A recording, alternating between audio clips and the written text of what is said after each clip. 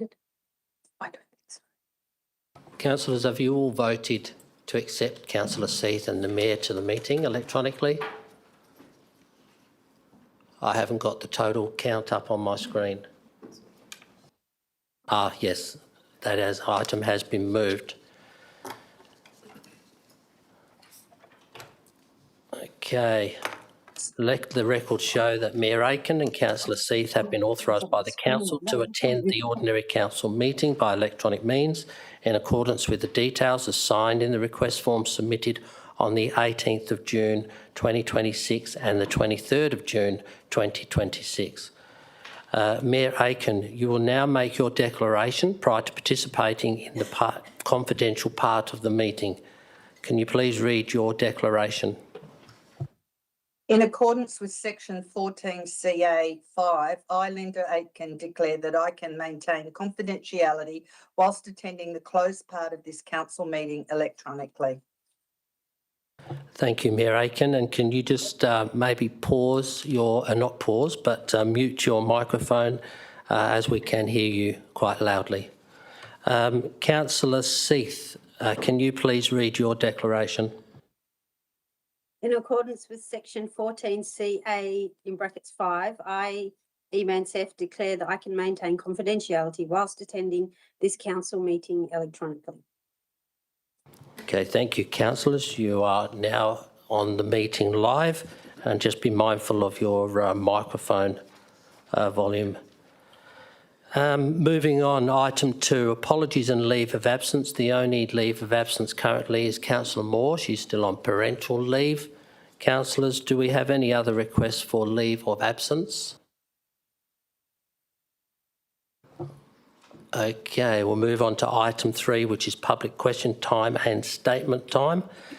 The following general rules apply to the public question time and statement time. Public questions and statements should only relate to the business of the local government and should not be a personal statement or opinion.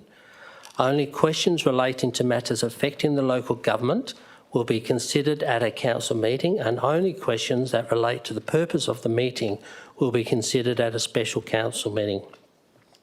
Questions may be taken on notice and responded to after the meeting. Questions may not be directed to a specific council member or city employee. Questions are not to be framed in such a way as to reflect adversely on particular council members or city employee. First priority will be given to persons who are asking questions related to the item on the current council meeting agenda. Second priority will be given to those public statements. Only public statements regarding items on the council agenda under consideration will be heard. Each person seeking to ask questions or to make a statement may address the council for a maximum of 3 minutes, and you will be notified by the ringing of the bell when you have 30 seconds remaining of your time. When your 3 minutes has been reached, the bell will ring for a second time, and we ask you to conclude at that point. So today, councillors, we have received 2 questions prior to the 12 noon cut-off. They are public questions from the Carramar Residents Tapping Association and to T.R. Lee of Pearsall. Does the Carramar and Tapping Residents Association wish to read out their question, or would you like me to place it on the agenda to be answered?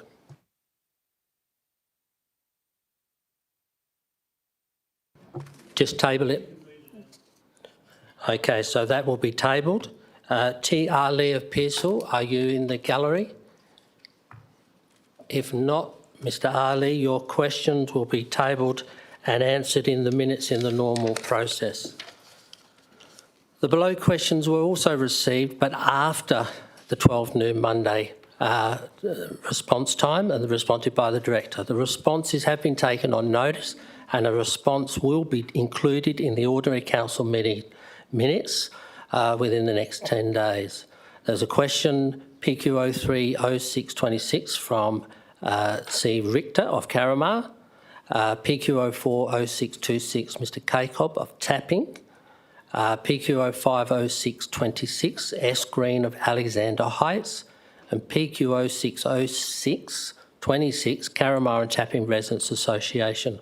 All of those questions were received outside the normal timeframe for submitting your questions on notice. However, if you wish to ask a question tonight, you may do so if you want to come up to the lectern and just state your name and your question. Okay, so for the record, please note that I have proof that I have submitted my question. Can you, before you go on, sorry, Okay, I know who you are, Karen, but can you just for the record put your name and your suburb? Okay, I'm Karen Richter, living in Carramar. I'm sorry, I'm quite upset because I have submitted my question on the 22nd of June at 00:39. So it's 12:39. So it's early Monday morning because that's how long I stay up to do these things, well before the 30-hour cutoff point. So please make a note of that. I have evidence of that. I've also shown the people that. Just before you go on, I'll ask the CEO just to respond to that, please, Ms Richter. Thank you. Sir. We'll certainly look into that. I've got it here at 12:39 p.m, so we'll look into that, and I apologise if there has been a mix-up. Regardless, and it depends on the content of the question, whether we would have had a response for you here tonight, but we are absolutely committed and obligated to provide you a full response that will be included in the minutes, so I apologise if there's been any mix-up. Yep. Ms Richter? Thank you, sir. Can you please start the clock now? Oh, we will. Thank you. Okay, that was not such a good start, but it is again administration problems, as I realise not all council members do receive the emails that's sent to them, which is something that might have to be investigated. So tonight I'm just giving some context with regards to the local biodiversity plan again, because that's what I'm speaking on. You would remember, as mentioned in my deputation made at the council briefing session of the 9th of the 6th of 2026, the importance of protecting Lot 600 has been rated as critical in the City of Wanneroo's draft local biodiversity plan, while an environmental assessment done in 2021 by a consultant identified the vegetation value as low. It has been subsequently investigated by TALIS during their survey conducted in April 2026 that the amount of potential black cockatoo breeding trees with a diameter at breast height of more than 50 centimetres were indeed 22. That includes one dead tree, instead of 3 trees as identified in the 2021 assessment. This 2021 assessment was used as background information to the environmental impact assessment conducted for the Neerabab Resource Recovery Precinct. And subsequently, the validity and accuracy of the data contained in this assessment is questioned. So this brings me to the local biodiversity action plan.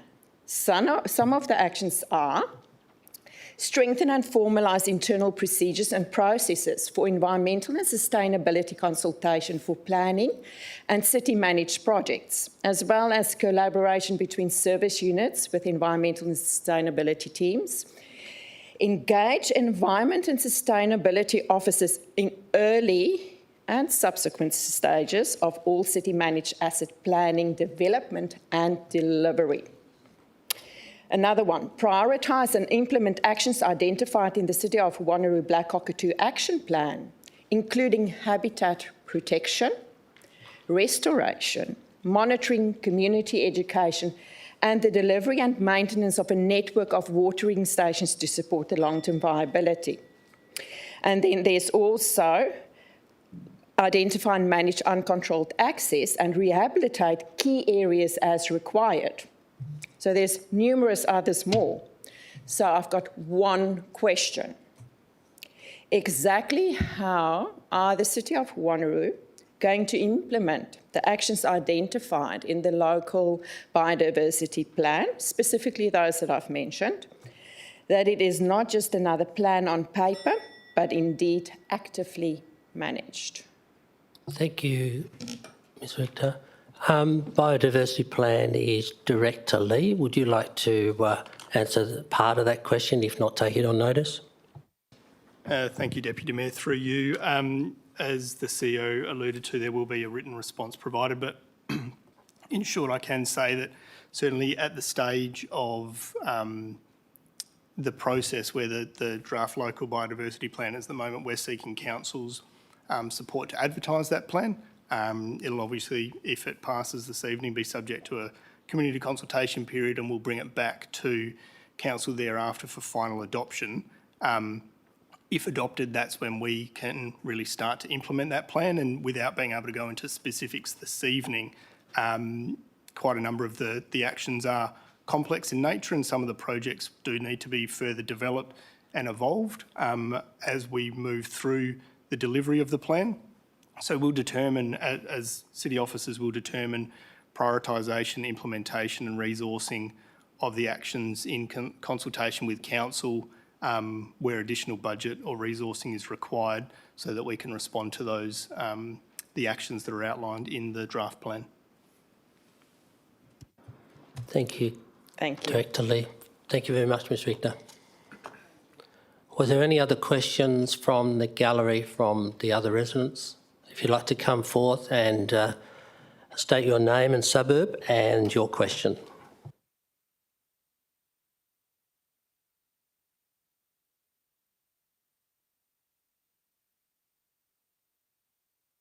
Sorry, my name is Ingrid Martin. I'm a resident of Carramar. Two of the questions I have are related to questions I asked on the 26th of May, and they are actually not being answered fully. So to the Director of Assets, I asked on the 26th of May at the Wanneroo Council meeting to clarify the cost and changes with the increase of admin staff from 10 to 19 in waste services. You answered part of the question, but not in detail, and you gave no cost for the increase of 9 staff. I will ask again, what is the total cost of the extra 9 staff members' salary per year, so the ratepayers know?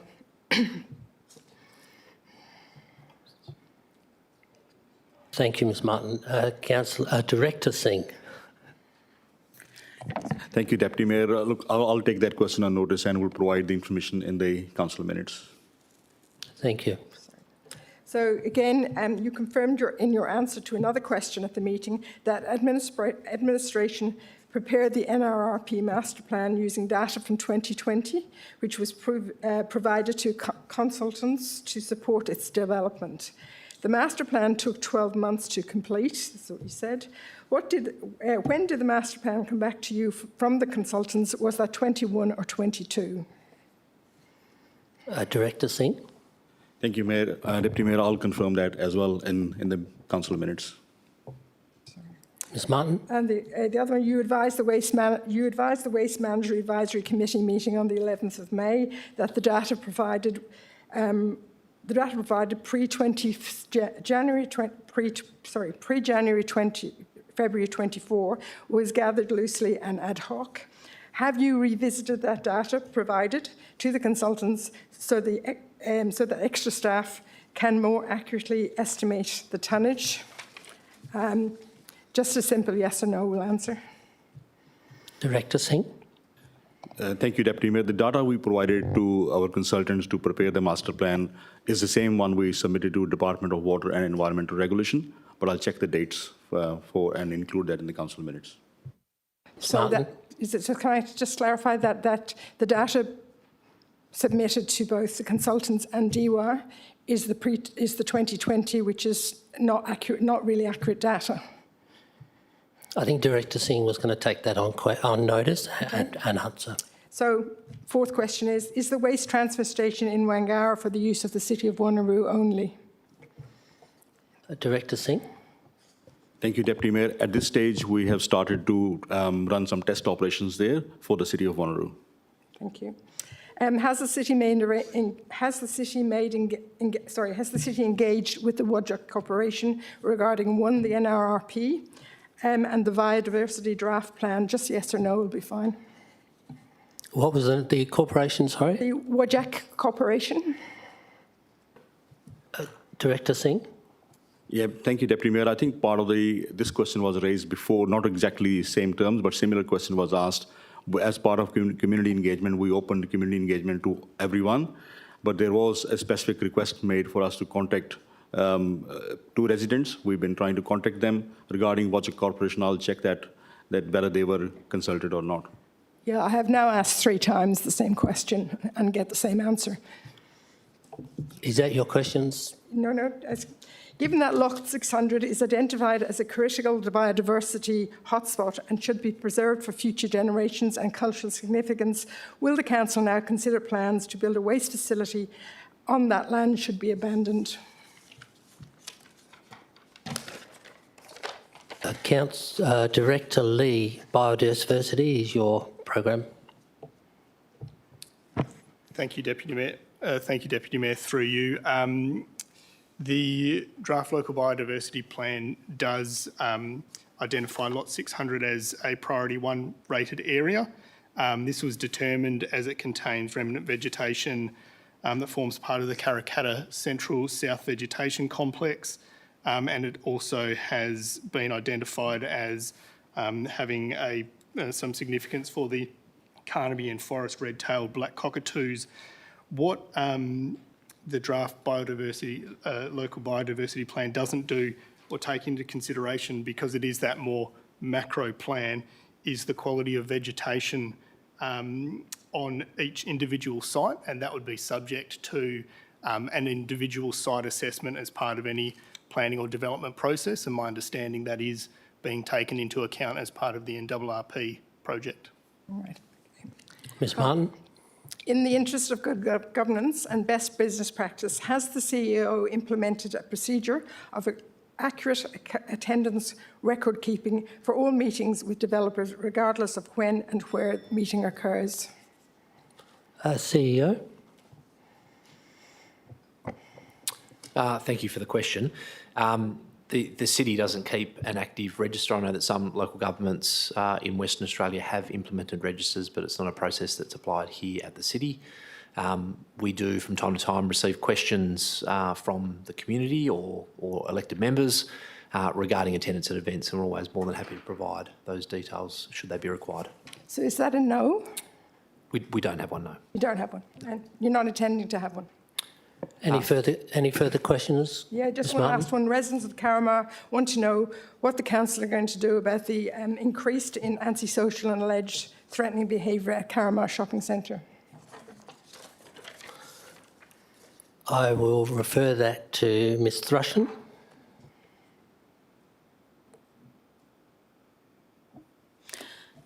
Through you, Deputy Mayor, the Carramar Shopping Centre is privately owned, so therefore that is the responsibility of the shopping centre.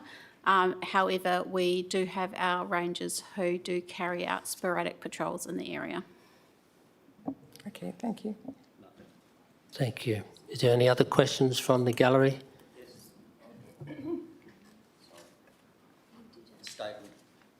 Oh, yeah, come forward. Just state your name for the record and your suburb.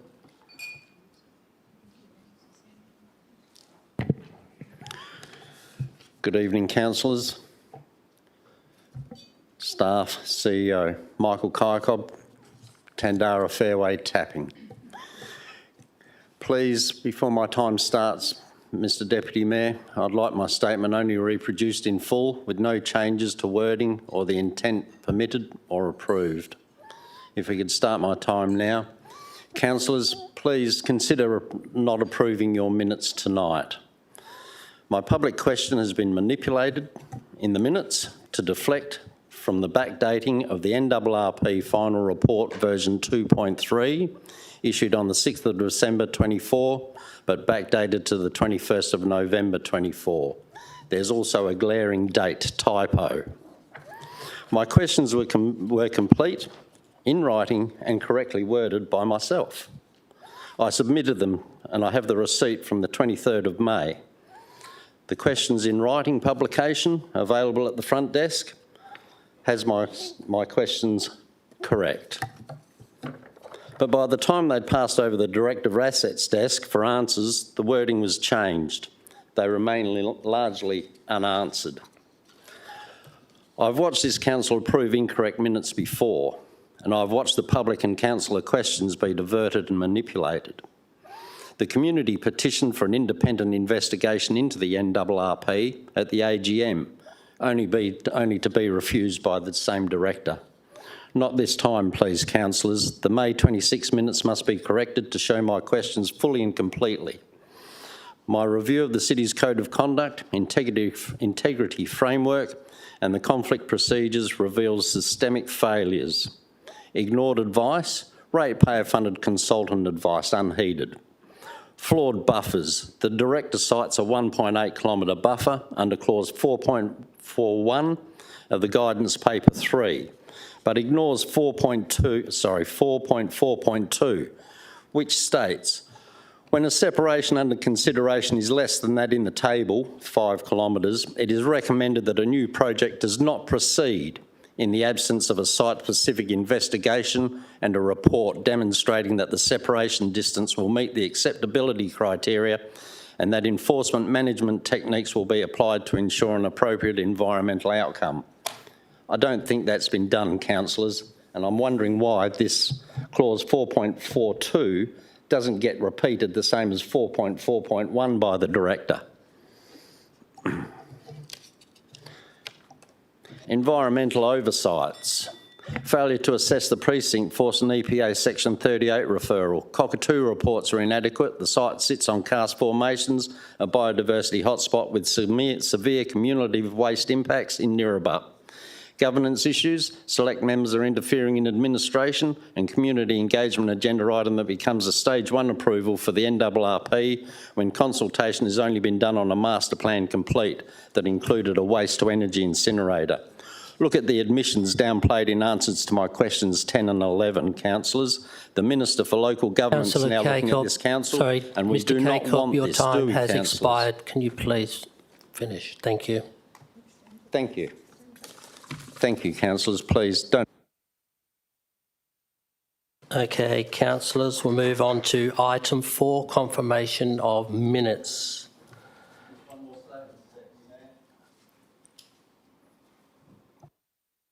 Okay, Mr. Hammond, if you'd like to come up to the gallery and state your suburb and your name for the record. My name's Ian Hammond from Carramar. I'm making a statement on behalf of myself and for the residents of Carramar and Wanneroo as such. We are deadly against your proposal to make the rates 6%. It's way too much. I myself am a pensioner. I've got a lot of bills. We're having trouble, and I'm not the only one.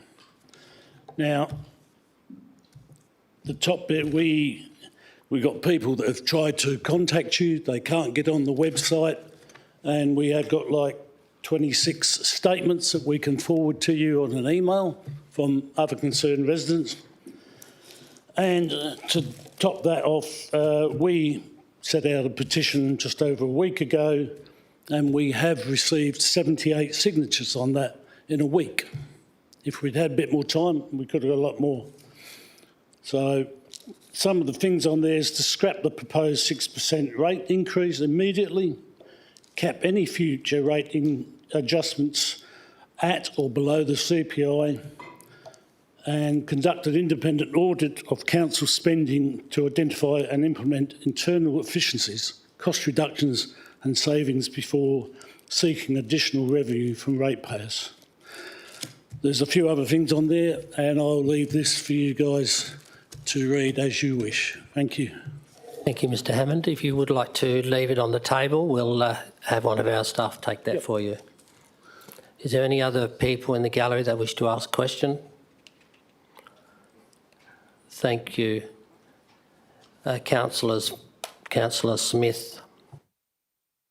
I just wanted to ask a clarifying question, if I could, to see if the city was aware of any problems with any submissions. Thank you. CEO. Thank you, Councillor Smith. I'm not aware myself. I know that we have received a number of submissions, and they will all be provided to elected members.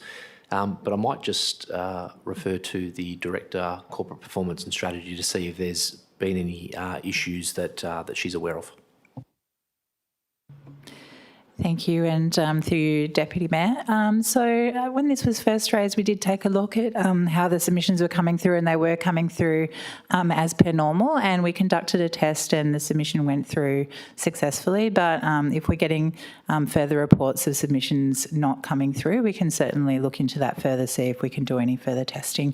Also, we would encourage any residents that believe they've tried to submit and did not have their submission reach us to potentially, if we can somehow get hold of the details of that, then we can validate whether their submissions made it to us or not.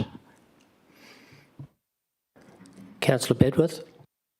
Thank you, Deputy Mayor. I'd just like some clarity on the point that Mr Kirkhope raises in regards to the accuracy of the minutes, whether that can be verified before we move that part of the meeting. Is that something we can do so that we can be confident that they don't deviate so far from Regulation 11 that we have an issue? General Counsel. Thank you for the question, Councillor Bedworth. So the Regulation 11 requires, so it's Regulation 11 E requires a summary of each question raised by members of the public at the meeting and a summary of the response to the question to be included in the minutes. So that's our usual process to summarise within the minutes. Is that Councillor Wright? Thank you, Chair. I was just having a look at the minutes and I note under item 3 it says some questions and responses have been summarised using AI with a apostrophe. I'm just wanting some clarity around the human verification of those questions and responses, and have they been manually verified by humans? Because I'm just questioning, I know my use of Copilot is not as accurate, and I'm just querying whether the organisation has checked that, particularly for a minute-style document, which is a legal document that can be used in the future. So I'm just wanting to check the human verification element of it. General Counsel. Thank you for the question, Councillor Wright. So the city's AI policy allows the team to use AI to summarise the public question time, and we do have to put in the public document that we've used AI, so we have to disclose that we used AI. The human element of checking, which is required in accordance with the policy, is that the minutes are checked by the coordinator council services.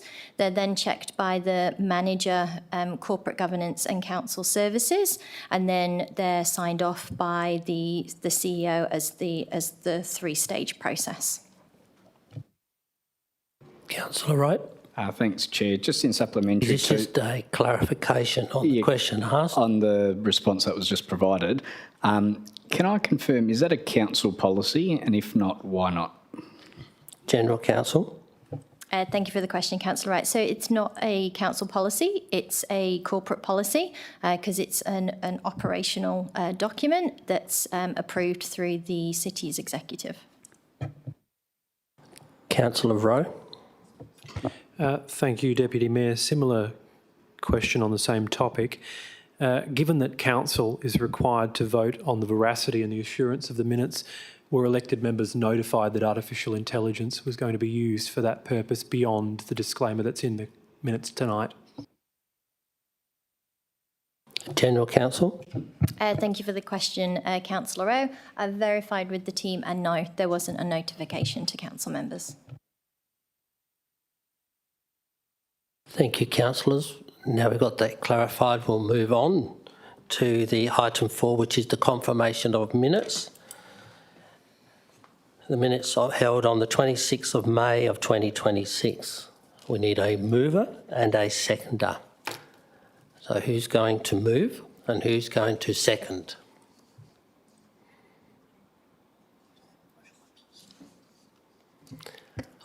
Before you move and second, Councillor Seif has a question, Deputy Mayor. A question on what, the current conversation? Yes. Okay, Councillor Seif. Thank you, Chair. I just also wanted to confirm whether Miss Ingrid Martin has So she has asked the same question 3 times and not received an answer. Is there a policy or anything governing the fact that if someone asks a question, that by the time the next meeting comes around, it needs to have been answered? Your question to the General Counsel, from my understanding, is the question was not completely answered to the satisfaction of Ms Martin, but General Counsel? Thank you for the question, Councillor Seif. So the regulations require a summary of the question and a summary of the response to be included in the minutes in relation to questions, and questions taken on notice. We reflect that in the minutes, and then responses are provided to the person who's asked the questions. There's no specific timeline involved because some questions can take longer to investigate. Thank you, councillors. Councillor Wright, was you putting your hand up? Yeah, thank you, Chair. Look, I was going to move a procedural motion to refer it back to the next OCM, but I'm just wanting to seek some guidance before doing so around the department's rules around timing of when minutes have to be approved after each OCM and whether there is a conflict. General Counsel? Thank you for the question, Councillor Wright. If minutes are not accepted, so that they're to be presented at the next ordinary council meeting for acceptance.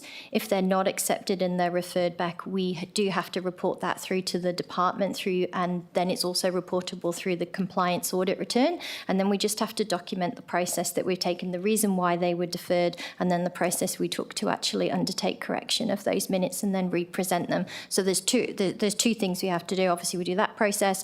We have to notify the department that we're doing that, and then we have to record it in the compliance audit return. Councillor Wright? Thanks, Chair. So I will move a procedural motion to refer it to the next OCM on the basis that item 3 be reviewed by the administration to ensure that it is correct and to liaise with the following residents to make sure that it's all verified and correct before we endorse it. I need a seconder for that. Councillor Berry? Yeah, I'm quite happy to second that. I do think the minutes need to record the questions and answers accurately so everybody's on the same page. And I don't, as we weren't told about AI, I do think that it needs to go back on this occasion. Thank you. Thank you. Being a procedural motion, councillors, there is no debate. We'll take it straight to the vote.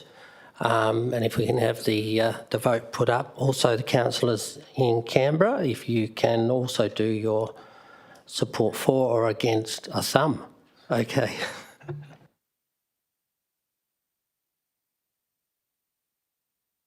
That's unanimous, councillors. So the item has been deferred back to the next OCM.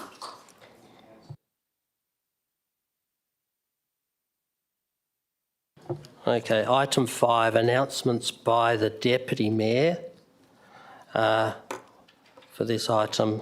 The special council meeting, please be advised that previously advertised date for the special council meeting to discuss the adoption of the 2026-27 annual budget and the 2026-27 schedule of fees and charges has been changed. The special council meeting will now be held on Tuesday the 7th of July 2026 rather than Tuesday the 30th of June of 2026. Also, items for discussion by myself is the Walga Local Government Awards of 2026.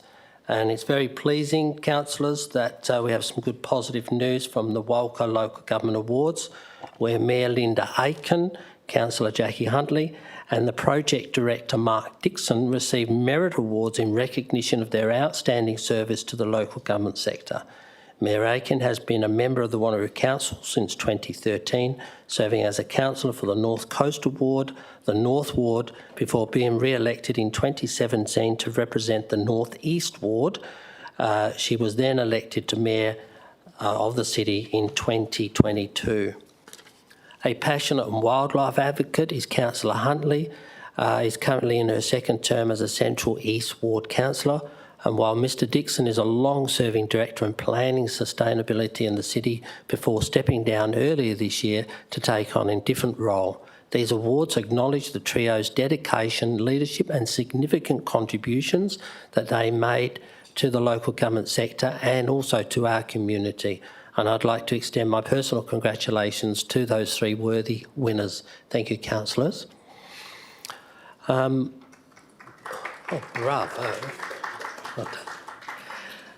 Also, Roadwise Council Award. I'm also pleased to advise that the City has received the 2026 Roadwise Council Most Improved Award. This award recognises the most significant increase in recorded road safety activity across all participating local governments, a true reflection of the City's ongoing commitment to safer local roads. This is just one example on how the City is delivering road safety initiatives for our community during 2024-25 under the Road Safety Management Plan.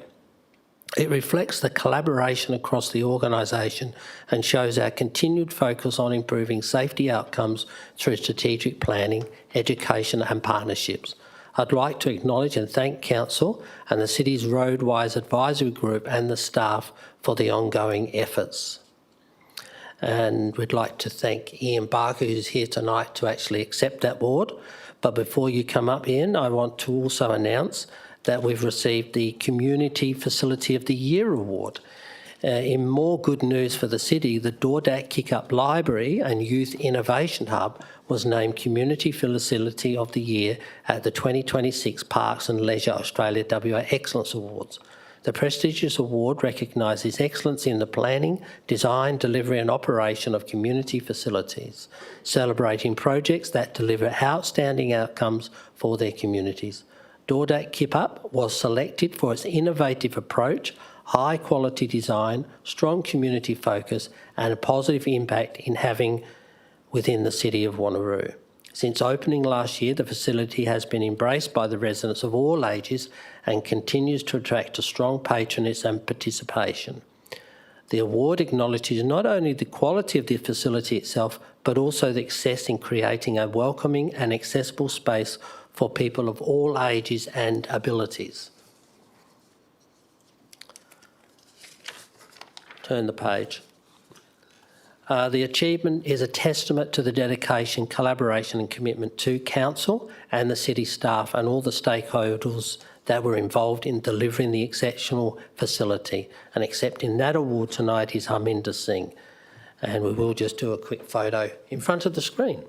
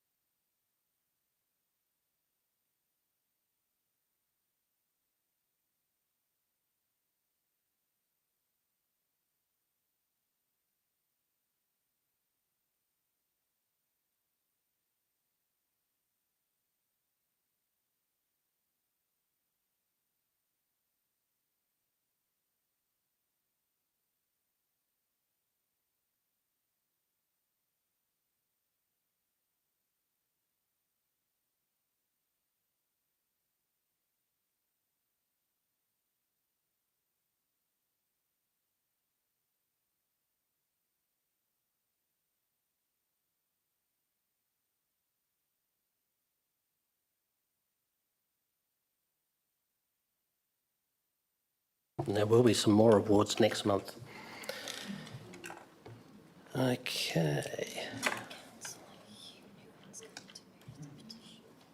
No, he's not here. Oh, yeah. Item 6, questions from council members. Councillors, is there any councillors with a question from tonight's meeting? Councillor Bedworth. Thank you, Deputy Mayor. Excuse me, sorry.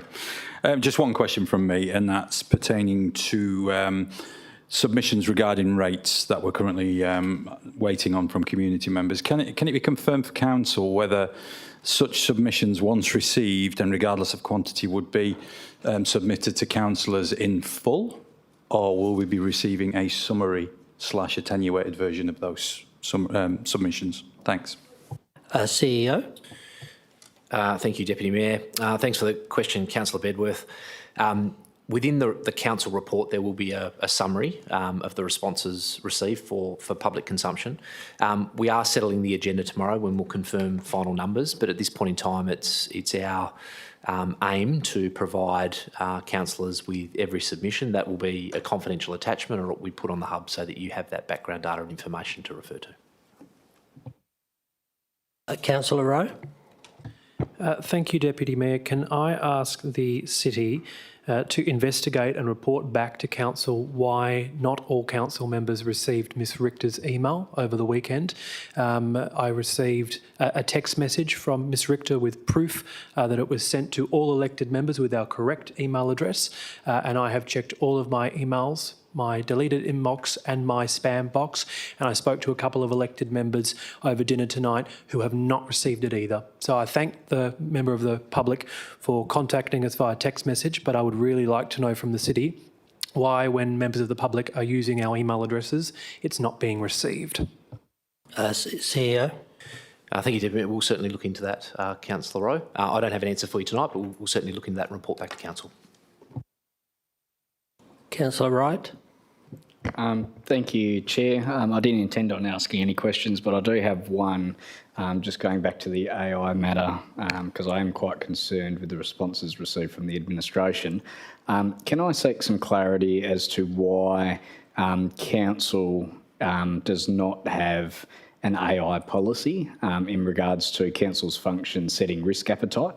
I'm just curious as to why that's a corporate policy rather than Council actually having an overarching one, because the risk sits with Council and you can't delegate accountability to the administration. CEO. Thank you for the question, Councillor Wright. Look, I guess from the City's perspective,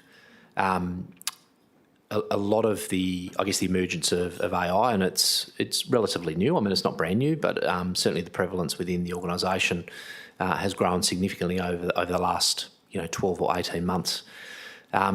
We see that operational interfaces where most of those challenges exist. I mean, I take your comments on board around Council's risk appetite, but most of the interactions with AI we're seeing at an operational level, which is why we thought it was important to put some guardrails, put staff through some training, and to deal with those issues internally. So at this point in time, we saw it as an operational issue, hence the City's response.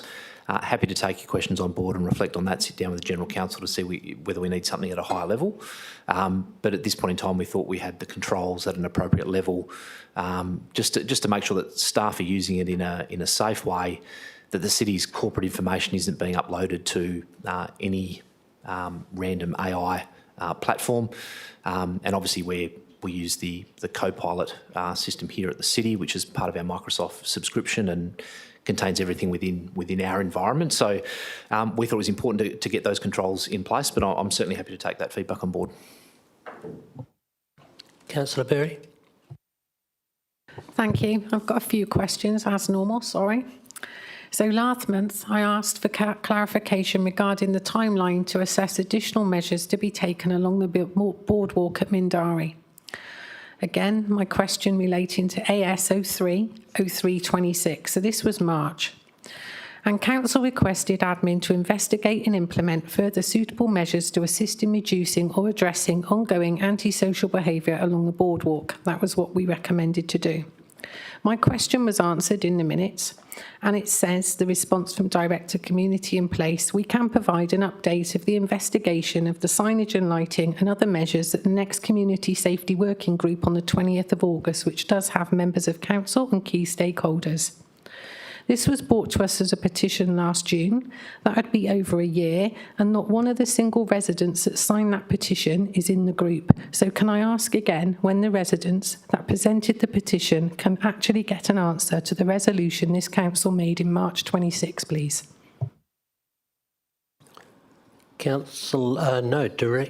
Acting Director Kirsty Thrush. Thank you for the question, Councillor Berry, and through you, Deputy Mayor. The community safety team at the moment is undergoing investigations regarding signs and lighting. As reported at the last OCM, this will be reported back to the Community Safety Working Group in August, and at the same time, staff will be able to also liaise with the lead petitioner. However, the lead petitioner has been involved of the outcome of the petition straight after the council meeting, so they are aware of what is happening. Councillor Bellew. Thank you. So my next question relates to, basically our attendance. So on the 25th of May, I put in an email asking if we could have a look at the attendance register because what's been reported doesn't match the minutes. So we get a video and it clearly shows like Mayor Aitken sat chairing it, but then we get our attendance record and it says Mayor Aitken wasn't here. That's just one example. How far along have we got in making sure that our records are right, please, as they are public-facing documents? General Counsel. Thank you for the question, Councillor Berry, and through you, Deputy Mayor. So we are in the process of investigating. We have confirmed that the attendance in the minutes of the meetings is correct. It's the issue with the attendance registers. So we're currently working through the regulatory requirements to have those updated, particularly in relation to annual reports. Thank you. Councillor Perry. Thank you. And my next question relates to the NRRP. So like many of us, we made a decision in March. We did it in good faith and we did it on the information we've been given. I've done my own investigations into what's with the EPA at the moment, and I did send in over 30 questions to admin last week. But my main question that I want to ask, because there is a difference between how many nesting trees have been identified depending on whose report you read, how many of the trees are actually in the current clearing footprint? And given the city's consultant has expressly questioned the completeness and accuracy of the information underpinning the approvals, how can we have confidence as a council that the decision made was the right decision back in March and that the current approvals will remain valid and don't require a further review? Thank you. Director Singh. Yeah, thank you, Deputy Mayor. I got the Project Director, Mr. Ford, here. He's got all the details and he can respond to that question. Thank you, Deputy Mayor. In terms of the existing clearing permit area, there's a total of 22 trees, what we call significant trees, and 16 of those will be removed. In terms of the validation of the various reports that have been done, the two reports that were submitted to DWER as part of the clearing permit application was the Ecoscape report and the Western Environmental report. Yes, they do claim a different number of trees, and there's a number of reasons for that. They're different areas that have been undertaken by different entities. There's different guidelines because back in 2021 it's different to what the guidelines are now. And then you've got different people who are undertaking those. So there's a number of different factors from that point of view. From the point of view of the approvals, in the Western Environmental report, we had stated that there was 34 significant trees. And that number has now gone down to 22 in our recent report. So yes, we're very confident that the information that has been presented is true and correct, and that's the information that's been used to make the decision on the clearing permit approval, although it is up for appeal with the Office of the Appeals Convener at the moment. Okay, thank you, Mr. Ford. Any other questions, councillors? Okay, we'll move along to... Oh, yes. Oh, sorry. You're such a small little screen there, Councillor Seath. Question. Thank you, Chair. Can I ask that the questions be recorded in the minutes verbatim? Are we allowed to ask that? General Counsel.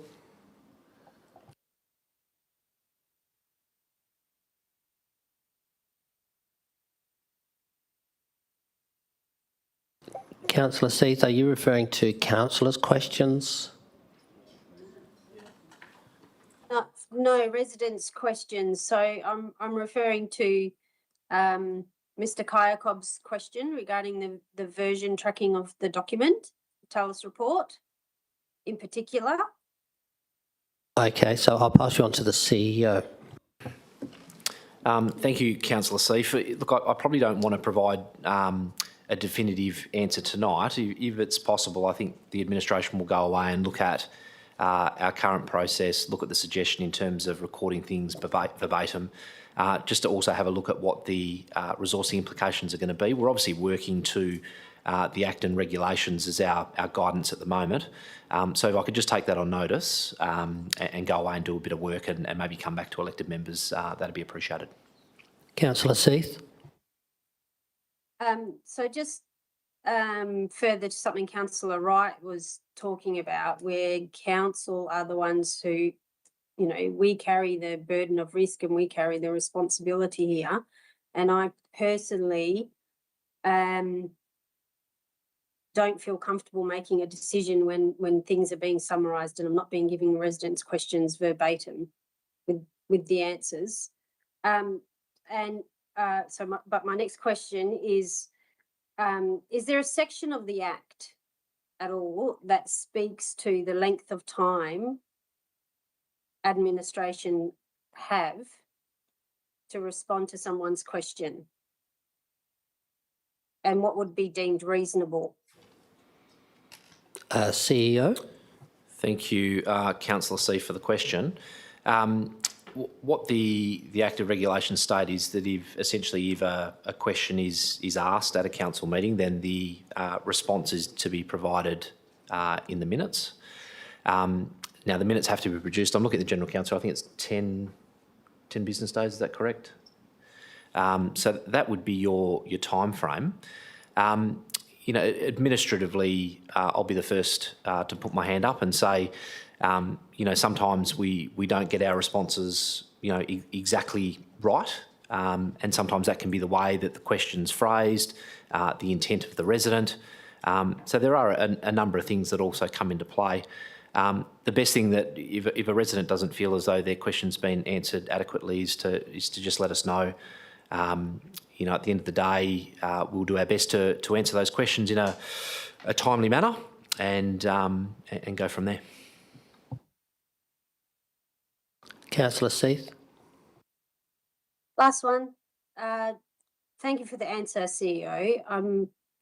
In terms of the intent of the resident, I think the resident's intent needs to be something that administration doesn't consider. The intent of the question needs to be answered. And would administration agree that trying to read into the intent of why a question is being asked would not be the correct approach, and that questions need to be answered neutral at all times? CEO.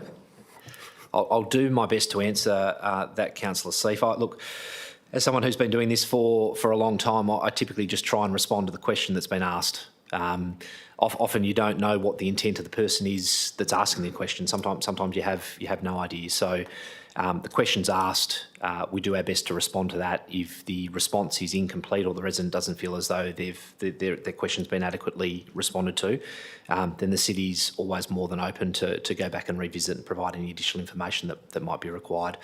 I note that the question tonight was that this same issue has been asked on a number of occasions. So we'll need to go away. We'll take that feedback on board and hopefully make sure that we get it right this time round. Thank you, CEO. Okay, councillors, no other. Councillor Rowe. No, I'm sorry. Can I get, it's a two-part question, Deputy Mayor. First, guarantee and assurance that the specific instance that Mr Kyacob has referred to, in when a question is submitted, that it's not reflected accurately in the minutes or in the way it's presented to us. Can I get some specific assurance that that instance is going to be looked into and reported back to us? And then my second question would be, is it not correct that in Parliament, Hansard is in verbatim, not a summary that's at the discretion of the individual who then gets to be able to apply their own interpretation to the question? CEO. Not sure if we have Hansard, but anyway. Thank you for the question, Councillor Rowe. So yes, we'll absolutely be going back and looking at the issue that Mr Kirkhope raised today. That was made very clear through the procedural motion, I believe, that was moved by Councillor Wright. So given the concerns that have been expressed tonight, that's where we'll focus our time, effort and energy. In terms of your Hansard question, I'm not familiar with the rules and regulations associated with how it operates at a different level of government. So unfortunately, I can't provide a response for you on this occasion. Councillor Berry. Thank you. In light of the fact we don't have a policy and in light of the fact AI has been able to do the summary, I believe I'm correct in saying that AI could actually look at a video and transcribe it word by word, and then somebody could just sit and make sure that that was actually transcribed properly instead of literally trying to listen to it and type every word. So until we've got a policy, can we please have all questions and answers word for word for the members of the public and us councillors, so we've got confidence when we come to pass the minutes that we've actually got the questions and answers that we were all looking for. Thank you. Was that a statement or a question? Could we? CEO. Thank you, Councillor Berry. I feel as though Councillor Seif asked this exact same question only a couple of councillors ago, and I feel as though I've adequately responded to it. I don't have the information at my fingertips today to adequately respond. I think before council, an individual councillor can't direct the administration to essentially do something. So what I would like to do is go away, sit down and work with the team to find out the best way, given the issues that have been raised tonight, and come back to elected members either through a concept forum or whatever the case may be to explore what options are available to us. If the councillors aren't satisfied at that point in time, then obviously the other options are a notice of motion for the councillors to direct the administration to do something in particular. And at that point in time, we'd also be able to inform you of what the resourcing implications may or may not be associated with that decision. Councillors, is there any other questions on this matter? Councillor, question time. If there are no more questions, I'm looking around, I'm even viewing Canberra. Okay, so I'd like to move on to petitions, item 7. We have a petition tonight, so Councillor Hugh Nguyen, would you like to read out the petition and what it comprises of? Thank you, Deputy Mayor. This one's a bit of a tricky one. I'll try my best to piece it all together because it's a bit of a piecemeal. So the petition is from 56 signatories from a group of social soccer and volleyball players who uses who would like to use the Warradale Park facility there. It reads, we contacted the city's facility administration office on a number of occasions and were disappointed to receive a generic rejection from the operations team, citing high maintenance and not available. We find this reasoning difficult to accept given our sports uses portable equipment, require no turf line marking, and utilises automated lighting infrastructure already paid for by the ratepayers. The request by the petitioner is that the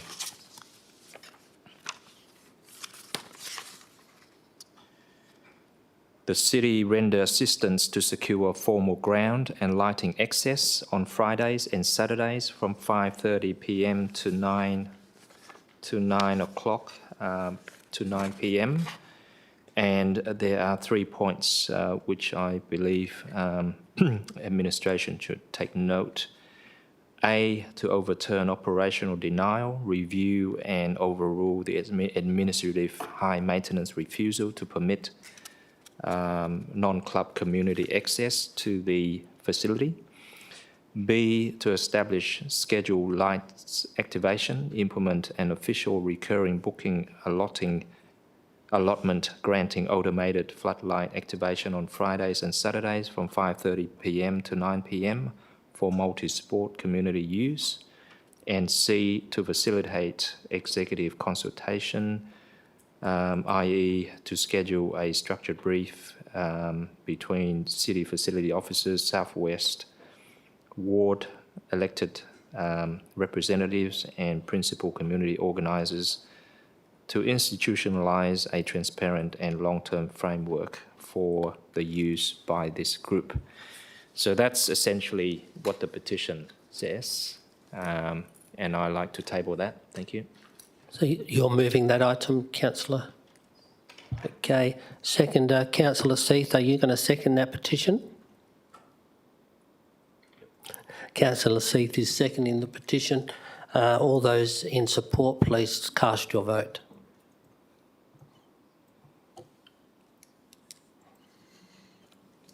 That's unanimous. Thank you, councillors.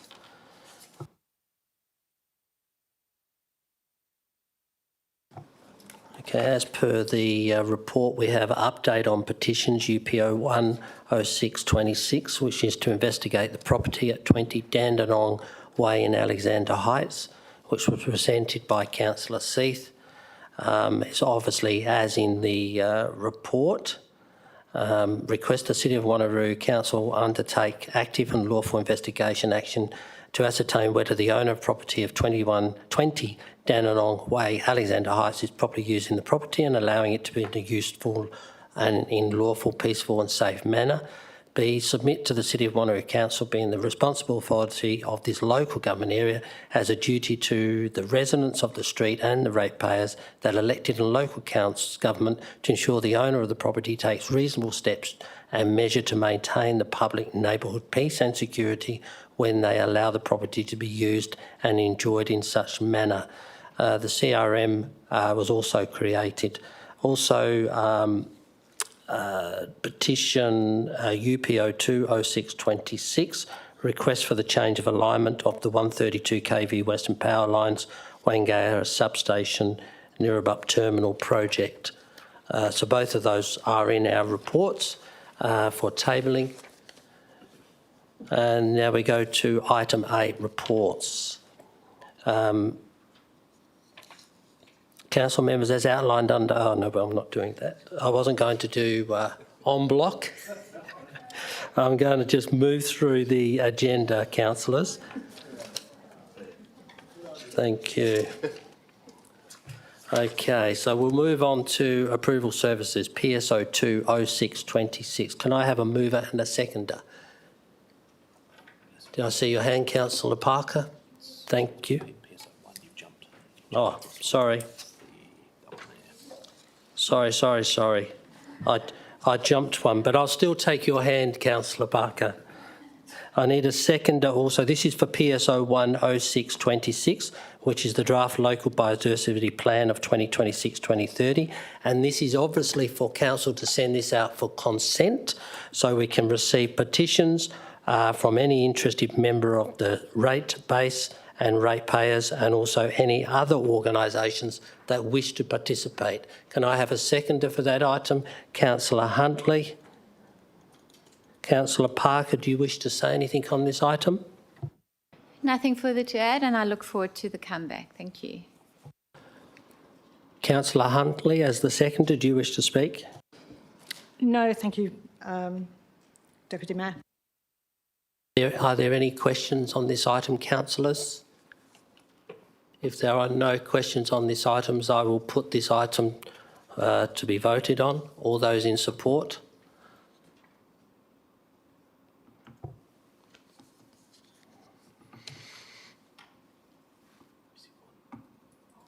And 2 from Canberra.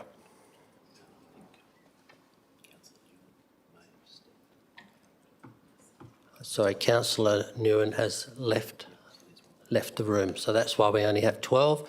So 12 councillors in the room have all voted. It's Councillor Huntley, Bedworth, Smith, Figg, Coetzee, Parker, Berry, Wright, Rowe, Miles, Aitken, Mayor and Councillor Seith. Move on to PSO 226, which is the consideration of draft local planning policy 4.26, exemptions from the development planning approval following advertising. We do need a mover and a seconder. I'm happy to move this item because I know there is an amendment and Councillor Figg is seconding the item. I'm happy with the report the way it is, so I don't need to talk any further. Councillor Figg, do you wish to... No, thank you. Thank you. I believe we may have an amendment. Councillor Huntley.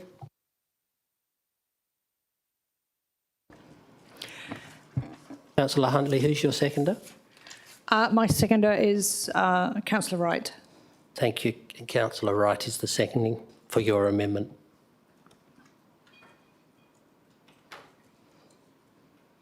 Do you want me to speak? Go for it. Okay, I'm putting forward an amendment to increase the rural residential and rural zone tank requirements from 90,000 litres to 200,000 litres. The report, as you'll see as you read it, recommends 100,000 litres, citing concerns about tank size and appearance. I understand that, but it's based on misreading of the real constraints. So here's some of the facts. Much of Wanneroo's rural acreage has no reticulated water whatsoever. Residents rely entirely on bore or rainfall. A household of 4 people needs roughly 200,000 litres to sustain themselves from one rain event to the next over a 12-month cycle. On an average 4-bedroom, 2-bathroom home, plus a shed, the roof can easily capture 200,000 litres in a year. But with a 100,000 litre tank, it is potentially pouring 100,000 litres straight into the ground as overflow instead of being captured.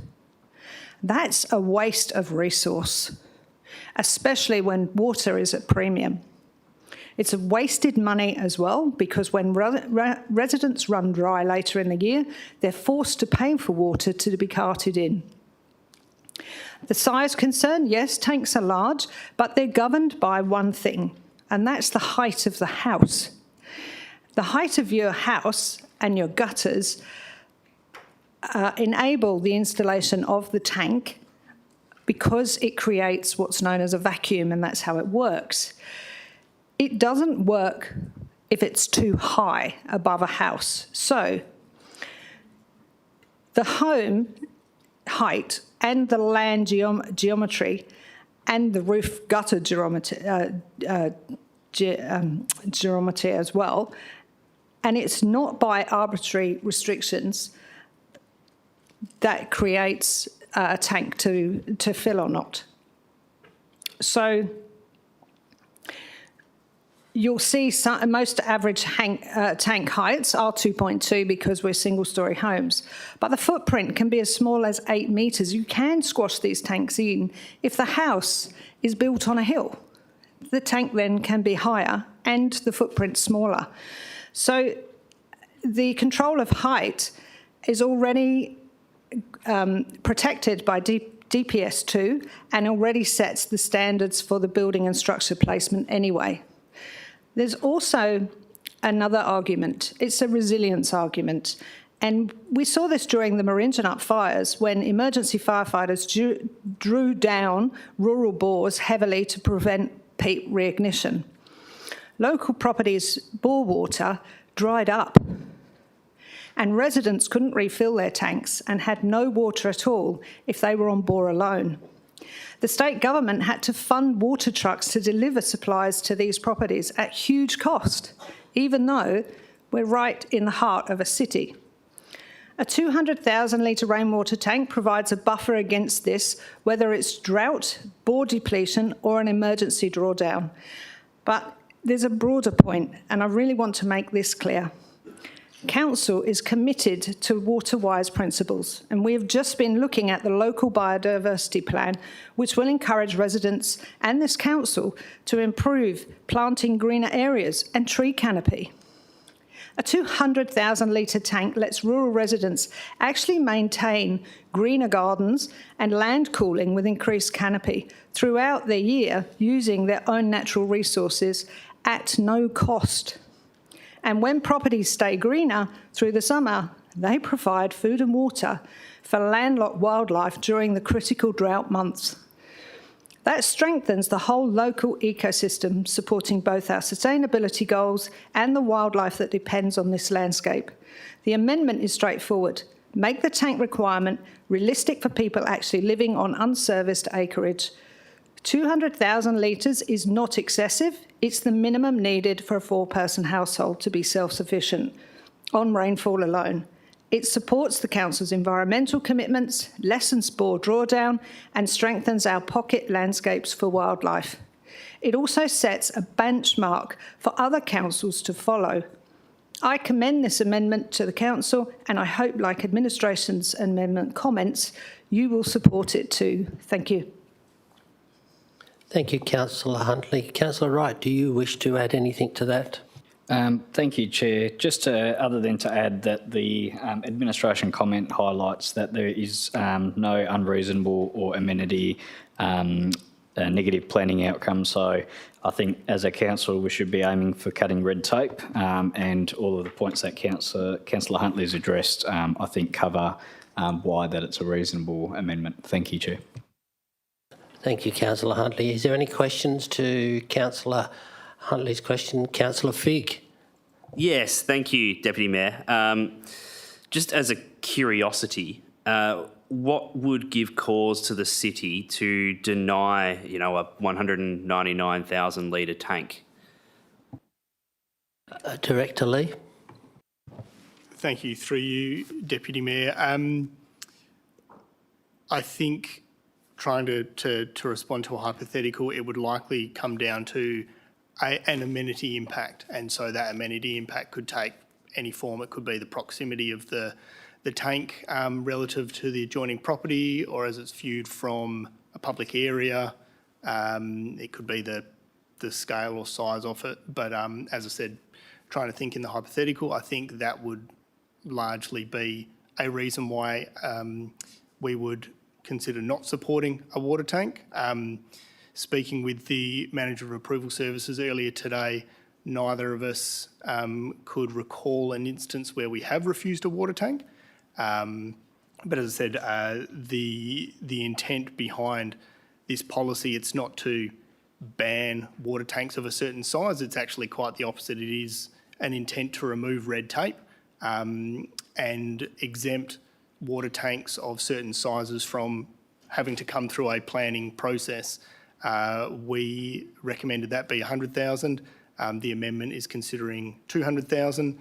We're comfortable, as set out in the amendment documentation after having received some further information from Councillor Huntley, that that volume is appropriate when considering the requirements of the scheme that will sort of manage the impact. Thank you. Any other questions, councillors? If there are no other questions, I'd like to put the amendment. If you'd like to vote on the amendment that Councillor Huntley and Councillor Wright have put up, please cast your vote.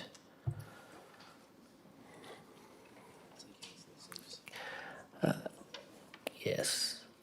And the two in Canberra, oh, they see that up there. That's a unanimous. The amendment has passed. So that becomes part of the substantive. Councillors, if there are any other questions, now we're on the substantive. If there are no questions, I'm happy to put the substantive, which is PSO 206-26 as amended. If you'd like to cast your vote when it comes up.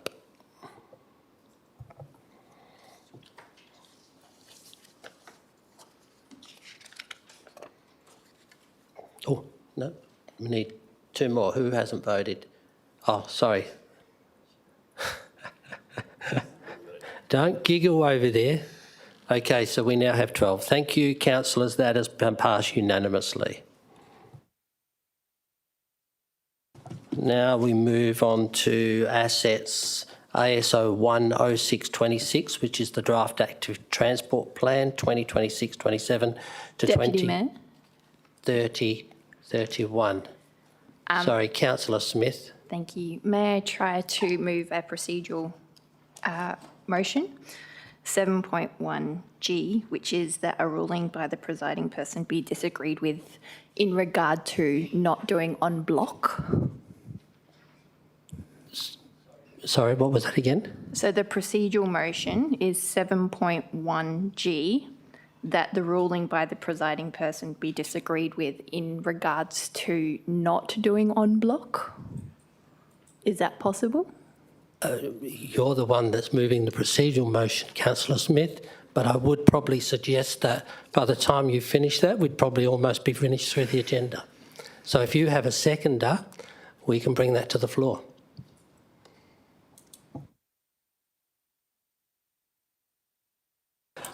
Okay, thank you, Councillor Smith.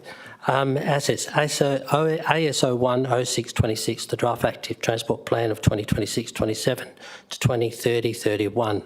Can I please have a mover, Councillor Rowe, and a seconder, Councillor Figg. Councillor Rowe, do you wish to speak on this item? Taking it as read and supporting in full. Councillor Figg, do you wish to say anything on this item?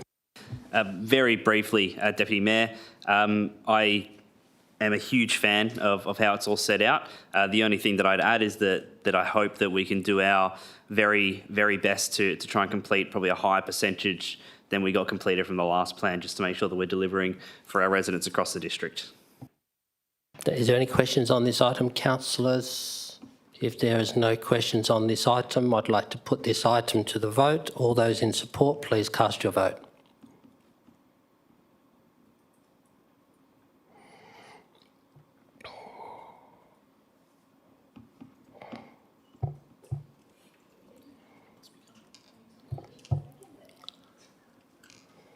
Here we go. And the two over in Canberra, the unanimous vote, councillors.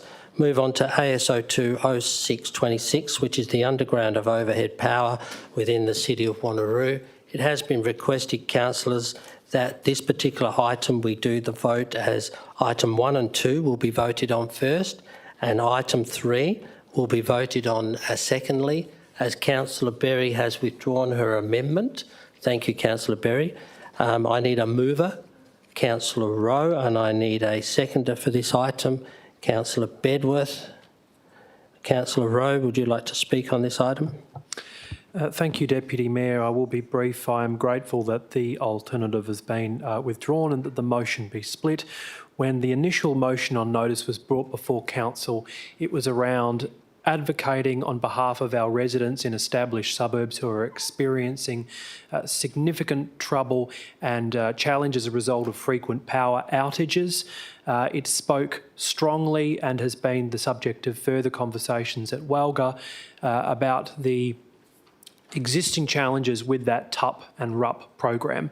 It's well noted both by this council and our elected members who serve on Walga that that model is not sustainable. Going forward, you cannot be expecting residents to contribute a third of the cost for a undergrounding of power in retrospective suburbs like those, particularly as those cost escalations continue to go through the roof across decades to come. So I'm glad that the motion is being split up. When my initial motion was put forward, it never requested a business case be prepared. I understand that was the administration's recommendation, but I support items 1 and 2, which is to continue advocating at no cost to the ratepayer. Any other? Councillor Bedford, sorry. Thank you, Deputy Mayor. Wholeheartedly agree with everything Councillor Rose just said, and also I'd just like to add that the recommendations 1 and 2, although not explicitly stating within it, but it would drive for what we've heard in this chamber before, equity across the older, more established suburbs. I don't understand why there is an expectation at any level of government that people who've been living in an area for a long time are then expected to put their hands in their pockets to get a secure and consistent power supply. So that's why I'll be supporting recommendations 1 and 2. Thank you. Councillor Berry. Thank you, Deputy Mayor. I'm not opposing recommendations 1 or 2, but I do want to speak against recommendation 3. I'm not opposing underground power. I'm opposing spending $50,000 of ratepayers' money investigating a funding model that neither the city nor affected residents are currently in a position to support. Our focus should be on advocating for state and Western power funding, that so underground power is delivered equitably across all communities, not just those that can afford it. The report itself actually concluded that the city's capacity to co-fund underground projects was limited and confirms that there was no current funds in the long-term financial plan for undergrounding power. A business case is only valuable when council is genuinely prepared to consider the funding and implement the outcome. So I am speaking against, I'll sum it up, it's just against the $50,000 being spent because we've got no intention of doing anything with that business plan. Thank you. Thank you, Councillor Berry, and that is item 3 that you're speaking against. Anybody else wish to speak for the item? If there are no speakers for the item, I now put 1 and 2 first.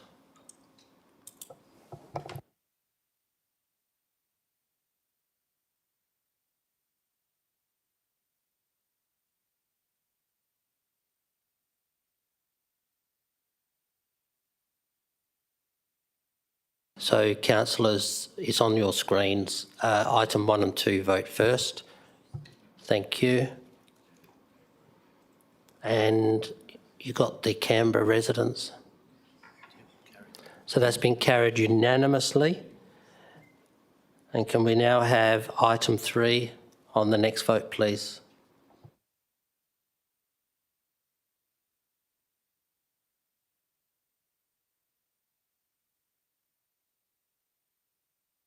Cast your vote, councillors.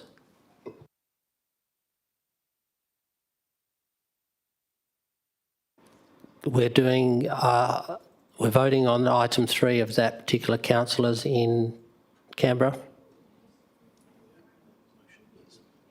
7. Okay, so so we've got 5, 4 and 7 against, which means 1 and 2 was accepted and 3 was no to remove. So those that were in support was myself, Councillor Seath, Mayor Aiken and Councillor Coetzee and Councillor Parker. Those against was Councillor Berry, Councillor Wright, Councillor Rowe, Councillor Huntley, Councillor Bedworth, Councillor Smith and Councillor Figg. Sorry, Chair, can we just clarify, on the screen it does say amendment alternate. Can we just clarify that it is for recommendation 3? Yeah, administration up here understands fully what we just did.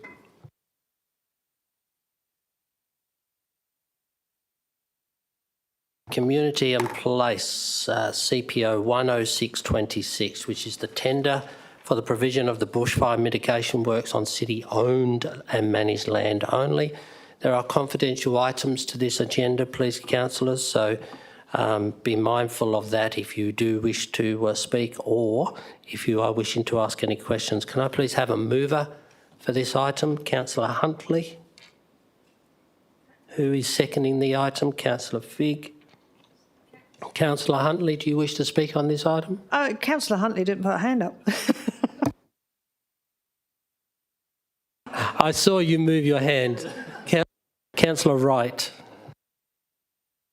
Councillor Wright, do you wish to speak on this item? You're happy with the report. Councillor Figg, do you wish to second and speak to the item? No, thank you, Mayor, Deputy Mayor. Thank you. If there's any questions, councillors, on this item, being no questions on this item, we'll go straight to the vote on this item.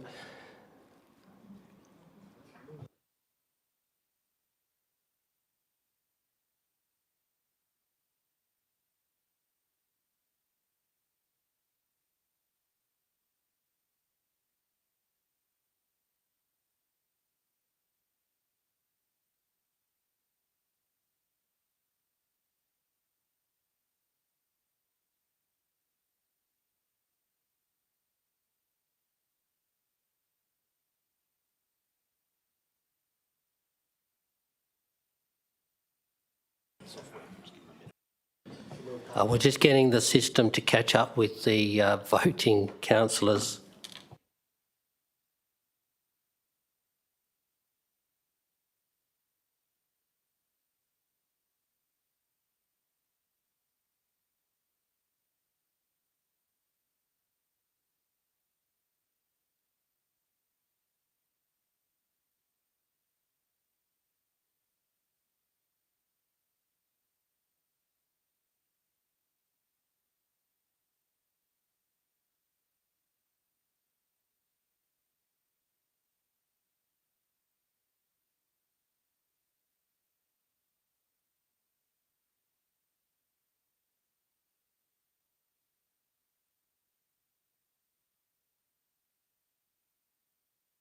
Okay, here comes the voting, councillors.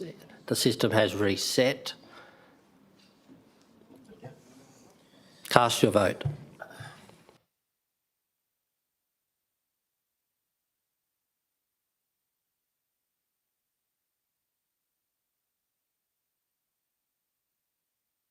Okay, that is unanimous. Okay, councillors, moving on to corporate strategy and performance, transactional finance, CSO 10626, warrant of payments for a period to the 30th of April of 2026. Can I have a mover for this item? Councillor Wright. And a seconder for this item, Councillor Parker. Councillor Wright, do you wish to speak to this item? No, thank you. Councillor Parker. No thanks, Deputy Mayor. Are there any questions on this item, councillors? If there are no questions, we'll cast your vote.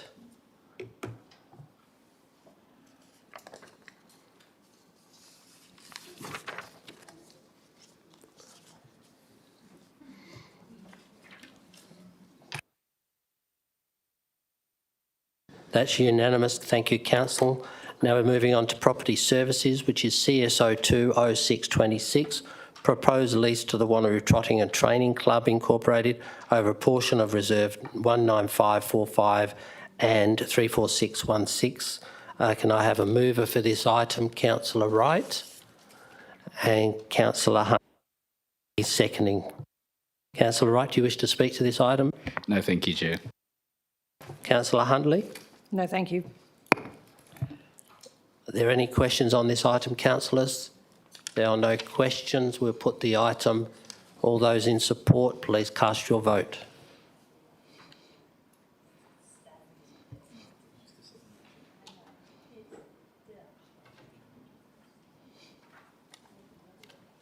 That's unanimous. Moving on to our Chief Executive Office, Legal Governance, CEO 10626, which is the Ordinary Council Meetings and Forums and Council Policy Exemption Request. I need a mover. Councillor Wright is moving the item. I need a seconder for the item.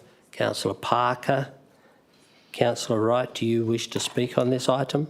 Other than it's a good policy and I think we've got some good safeguards in place. Thank you, Chair. Councillor Parker. Other than that, the policy working group is doing a really good job. Thank you. Are there any questions, councillors, on this item? Councillor Rowe. Is the administration able to think on the top of their head how many exemption requests they need to come before council now of a policy that apparently is running smoothly? General Counsel. Thank you for the question, Councillor Rowe, and through you, Deputy Mayor. There's been 3 this calendar year. Is there any other questions, councillors? If there are no other questions, we'll put the item. All those please support.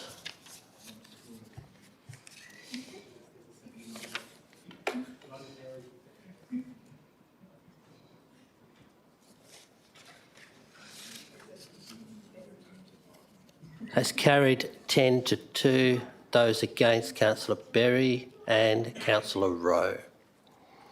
Okay, moving on to CEO 20626, Audit and Risk Improvement Committee Terms of Reference. I need a mover for this item. Councillor Rowe. Welcome to the meeting, Councillor Rowe.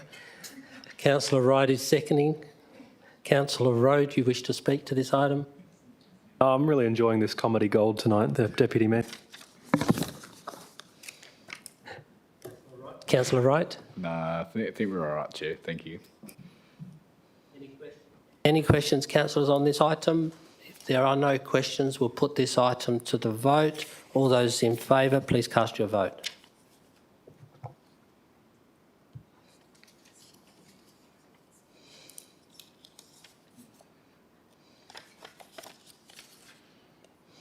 Okay, that is unanimous, councillors. Thank you very much. Now we're going to move on to CEO 30626, which is to amend to the amendment to the delegations 1.1.20, disposing of property, land by lease or licence, and 1.1.23, defer grant discounts, waive or write-off of debts. does require an absolute majority. I need a mover for this item. Councillors, Councillor Wright. I need a seconder for this item. Councillor Huntley. Councillor Wright, do you wish to speak on this item? No, thank you, Chair. Councillor Huntley. No, thank you, Chair. Any questions on this item, councillors? Councillor Berry. Can administration confirm that this is from 10,000 to 50,000, representing a 400% increase of delegation over to administration from being able to have oversight from council? Thank you. CEO. Through the Chair, thank you for the question, Councillor Berry. It is an increase from $10,000 to $50,000. As part of the reporting process, Council still advised when those delegations are executed, so there still is some transparency over the process.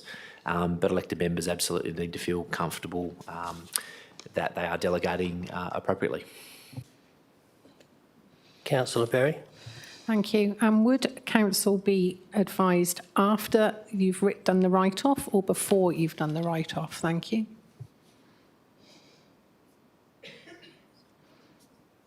General Counsel.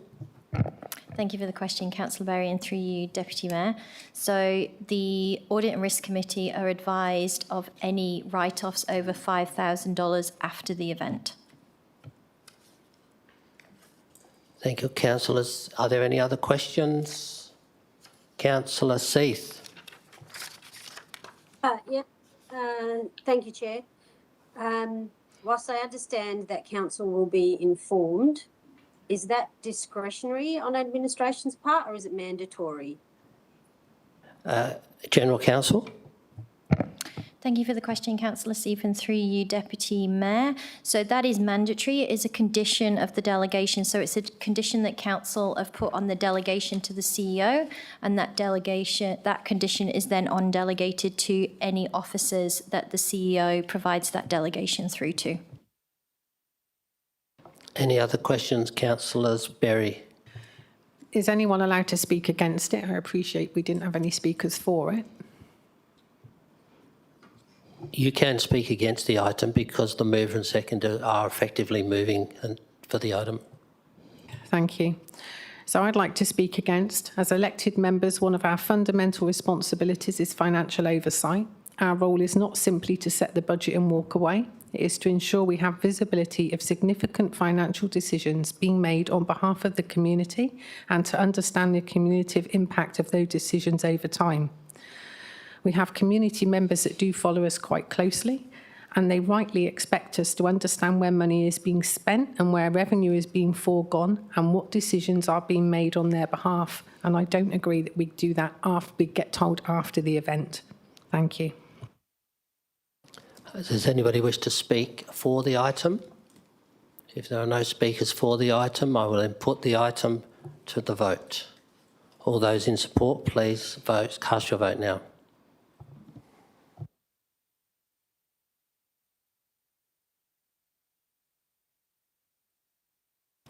The item is approved, 9-3. Those not supporting is Councillor Rowe, Councillor Berry and Councillor Bedworth. All other councillors in the room and over East have approved. Thank you, councillors.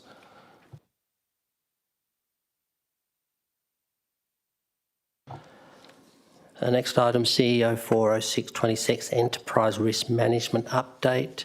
I'd like a mover for this item, councillors.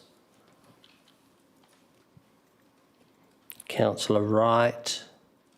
I need a seconder for this one, Councillor Bedworth. Councillor Wright, do you wish to speak on this item? No, thank you, Chair. Councillor Bedworth, do you wish to speak? No, thank you. Are there anybody who wants to speak against this item or ask questions? If there are no questions or speaking against, I put the item.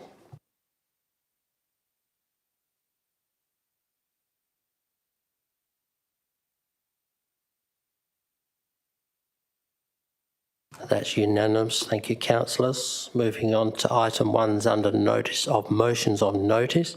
MN 010626, Councillor Rowe, pedestrian access way, Newgoat Street, Marangaroo Drive, Alexander Heights. Moved by Councillor Rowe. Is there a seconder on this item? Councillor Seath. Councillor Rowe, over to yourself. Thank you, Deputy Mayor. I think councillors, I'll take the report as read. I know you may have seen the email that I circulated around about this particular incident several weeks ago, so I won't go into the context other than to say that this laneway that had been adopted by a gentleman and maintained for the best part of 3 to 4 years was in fantastic condition. It was well loved and well protected, and it was well enjoyed by the community. So the motion itself outlines the series of steps and factors that contributed to a miscommunication resulting in the removal of all plantation from there. It has been deeply felt in the community, and it has certainly been something that I've received a lot of inquiries and representations about, and I'm sure it's the same for Councillor Seath. The motion this evening does not seek to attribute blame as to why those factors took place. It does, however, recognise that we as a city can and must do better when these situations arise, when we have residents who are actually going out of their way and incurring their own financial cost and the time and resources and energy that they put in to making a public space beautiful, well looked after for neighbouring residents and visitors. I think we need to go out of our way to be able to support them in that process and make sure they're able to do so in a safe and appropriate manner. The motion is laid out in 3 recommendations before you, councillors. The first is really to investigate the circumstances that led to the removal of the vegetation. I understand the administration's already done a bit of a desktop review as to what these circumstances may be, with then the addition to identify some process improvement opportunities for consideration by our Chief Executive Officer. Because if there's a way that we can improve the way that we communicate with our residents, particularly in circumstances where someone comes from English as a second language is their background, they may come from a refugee background, understanding a city administration letter with our logo on it that has reference to legal clauses can not only be overwhelming, but it can also be confusing. An important part of that process of how we communicate with residents should be making sure that they don't feel compelled or pressured in any particular way, and it should also be, if we understand from our face-to-face interaction with a resident that English is their second language, that we provide interpreter or translation services. We cannot simply say in our annual report and through all of our documents that 40% of people are born overseas and proudly celebrate that statistic, but then not have it as part of our standard process to how we look after, safeguard and protect those residents in our community. You can't just showcase something on the page, but then not walk the walk when it comes to actually looking after those residents. So that's all about step 1, trying to improve our process going forward and making sure that this type of situation does not happen again, mitigating our risk. Number 2 on the recommendations is if it is the consent of the resident himself to provide some kind of support for him to be able to safely and appropriately replant that pedestrian access way so it can once again be enjoyed by the community. And then the 3rd and 4th are essentially something that I think many of us have been spoken about by other residents in our time on council, to investigate options for a program that enables residents to adopt, plant and maintain pedestrian access ways and verges. It's something that we're often asked about. We have no guidelines or policy in place that would enable it, but something that actually indicates, well, what are the appropriate species of plants to be able to put in there? Or what are the restrictions and regulations that we need to consider? And number 4 is just about when it needs to come back to us. I think the way I'd summarise it, Deputy Mayor, for council, is that the city often puts in place what's referred to as a public liability test. We consider the risk, we try and manage the risk, and we consider public safety. That's a very important thing to do, but we also need to put in place a community interest test, which is when something has been well regarded and loved in the community, what are we doing to be able to consider that as part of our decision making? That's what a former elected member reminded me of when I was considering this motion, and it was front and centre of mind that the public interest test must be just as important as the public safety test. Thank you, councillors. Thank you, Councillor Rowe. Councillor Seith, do you wish to speak on this item?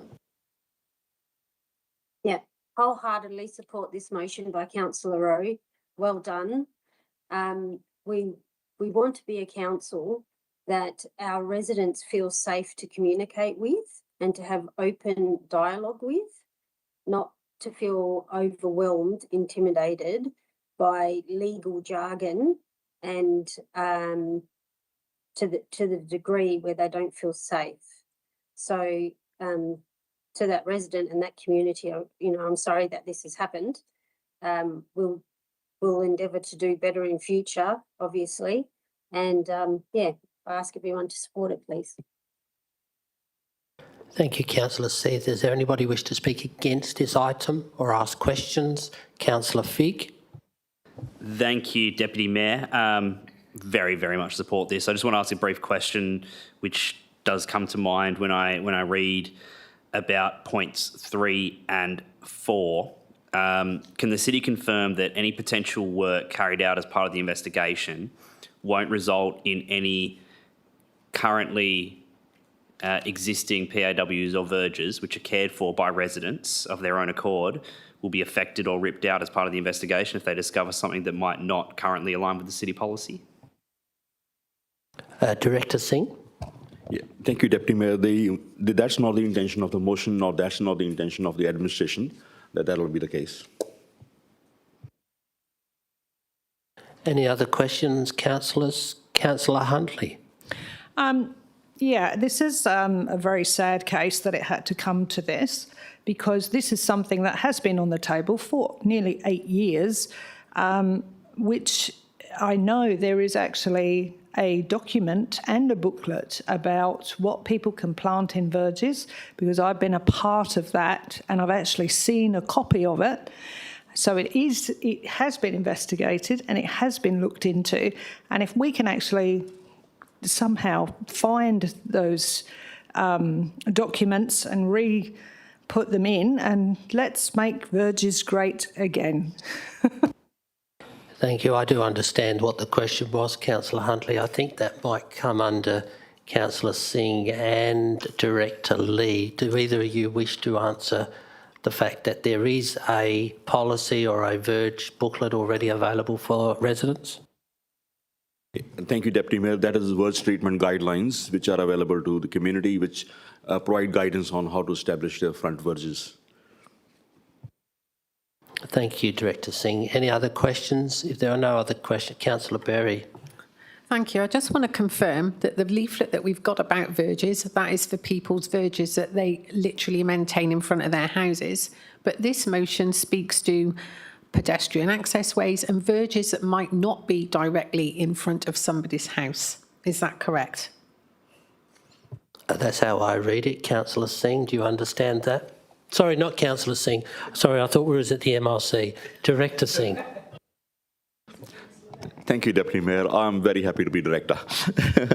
Just on the way I understand from Council Rowe, the item 3 is for the public access ways and adjoining verges, not all residential verges, which are maintained by the adjoining residents. So this will be verges directly abutting the PAWs.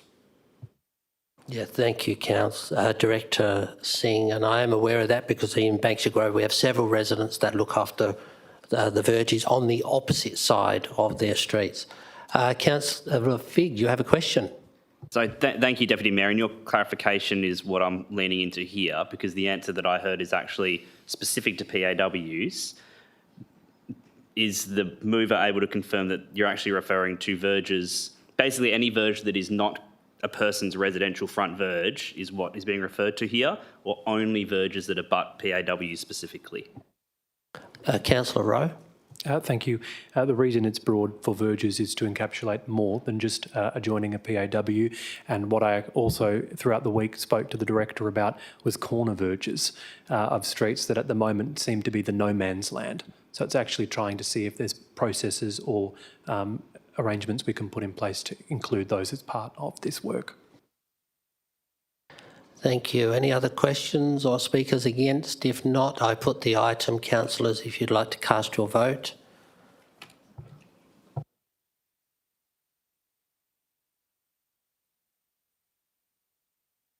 That's unanimous. Thank you, councillors.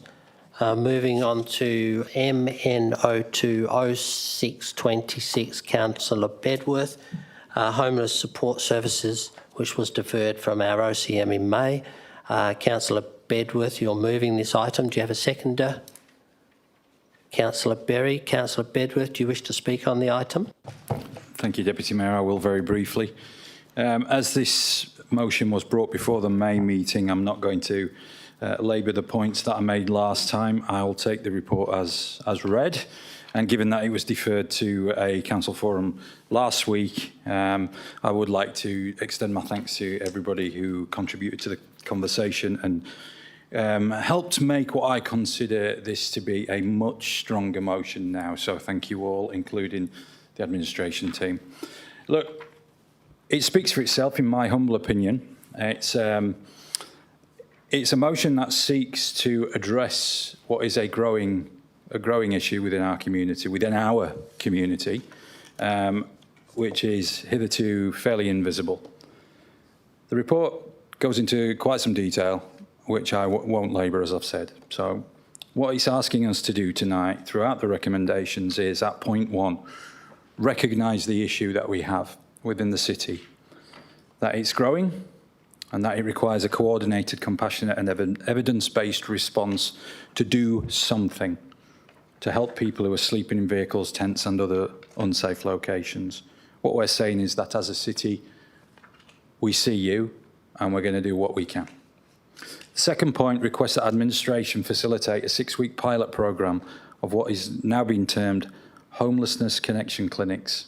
Now, the purpose of that is to engage with other homelessness support services, especially ones that we have locally within the city that were talked at length in the forum, in order to deliver at agreed location or locations this pilot programme. Now, this pilot programme is to be devised with and by the services that actually are out there on the ground doing the job day in, day out. Recommendation 3 is a list of things that may, I repeat, may guide activities to achieve the outcomes that we're seeking. Some of those may be to provide a safe and predictable and centralised engagement point or points for wraparound service delivery led by accredited providers, to provide coordinate access to relevant services into housing, into health support, mental health supports, away from drug and alcohol issues if those exist, and family and domestic violence services, and to assist individuals wishing to participate to connect with the relevant state of services and systems to get them away from homelessness or even houselessness. And also to support, quite importantly, to support the collection of data for the city to better understand what kind of homeless demand we have within our borders.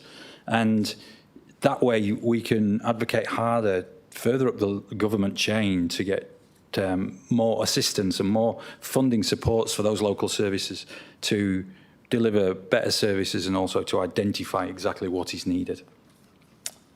We note that the connection pilot is time limited and service led. It doesn't involve the city providing any accommodation.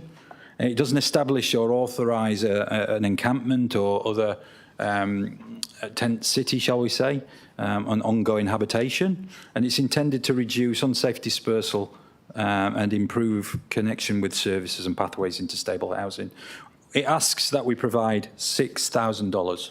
Just 6,000 to allow our team, led by the manager behind me, into encouraging people to engage with this clinic, with this homelessness connection clinic, and come to us so we can put you in touch with the right people. And as we've heard again tonight, most importantly, it's to push more advocating to the state government of this state for increased support for homelessness services. We have them on our doorstep crying out for funding. And it's our job as a council, as a city, to be their voice, to bang on the doors, to get that funding for them. They're doing an incredible job on a shoestring. And it's our obligation to do as much as we can as a city to get them more, to help our most vulnerable people who are out there through no fault of their own, are finding themselves without a secure roof over their heads, which therefore, but the grace of God, go any of us. Just bear that in mind. So I'm asking that you, my colleagues around these tables, to support this motion. As you can probably tell, I feel quite passionately about it. I think it is one of the greatest crimes of the developed world that people can't sleep under a roof each night. And I brought that from previous careers, that belief. I'm encouraged by the state government. I will give them kudos that the recent funding announcement. I don't believe it goes far enough to support our local services, but nonetheless, it is a start. It is a good start. And I thank the state government for that. But that being said, I do wish they will go further and listen to what the City of Wanneroo is about to tell them should it be supported tonight. So I commend it to you all to support it, please. Councillor Berry.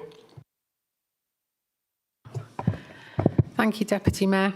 I'd like to begin by thanking Councillor Bedworth for his patience and perseverance in getting this matter back on the council table.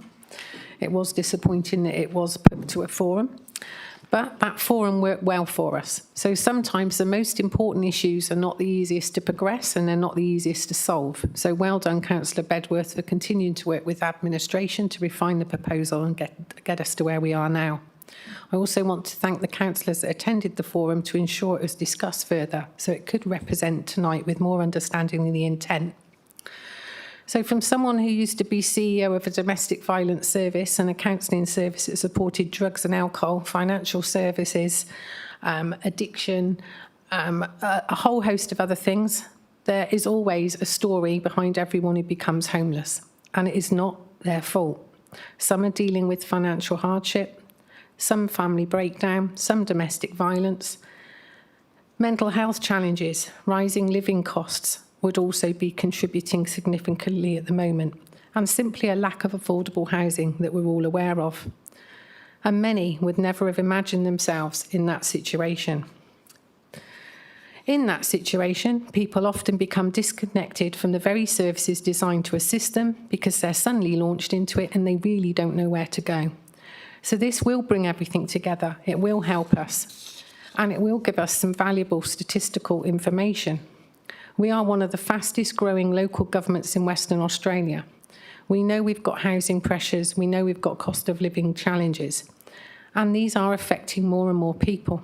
So this motion will also collect the stats, as we heard from the Department of Communities at a safety working group, and that will put pressure on the state government and send a strong message of where we actually need the investment for the homeless services. I believe this recommendation strikes the right balance between compassion, accountability and practical service delivery. As you've heard, it is time limited. It's not for us to provide the accommodation, it's for us to establish or not establish, connect the services to the people that need them. At the end of the day, people experiencing homelessness are still members of our community. They deserve the dignity, support and pathways towards stability.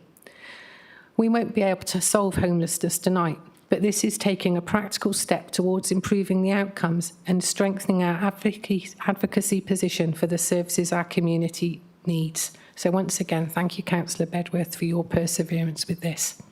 I urge everyone to support this tonight. Thank you. Thank you, Councillor Berry. Are there anybody who wish to speak against or have questions to the item?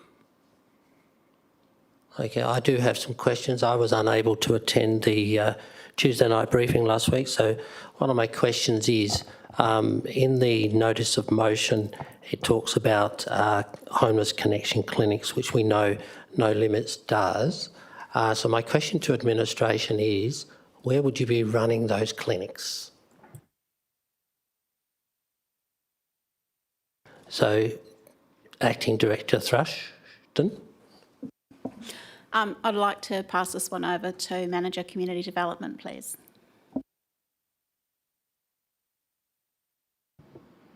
Thank you for your question, Deputy Mayor. The homeless connection clinics will be tabled, the idea will be tabled at the Joondalup Wanneroo Ending Homelessness Group.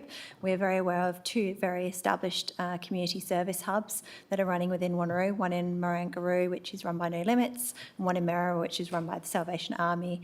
Our intention is to talk to all members of JWAG, which is the Joondalup Wanneroo Ending Homelessness Group, in the effort that we leverage off existing hubs that are there and expand the services for the purpose of the clinics. Thank you.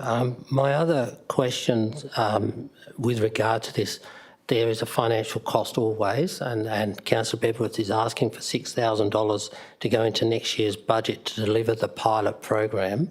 What happens if, and it does state to deliver, in the report it does state to deliver food and other necessaries as part of that cost. Is administration covering the cost of their resource time external to that $6,000? Thank you, Deputy Mayor. The resource allocation will be covered in kind by the City of Wanneroo. We already have staff working in the homelessness space, so it'll be one of the initiatives that we'll implement within our service plan. I'll put my hand up then, it's me. My other question is, if the city expends the $6,000 in 3 weeks, does the program finish?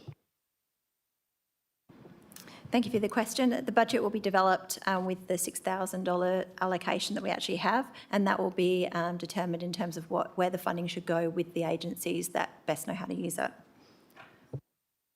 My other question was, I understand from a couple of years ago when we initially started the homeless policy that we set up with Joondalup, that we already had stats on how many homeless people that our range of services are in touch with on a weekly basis.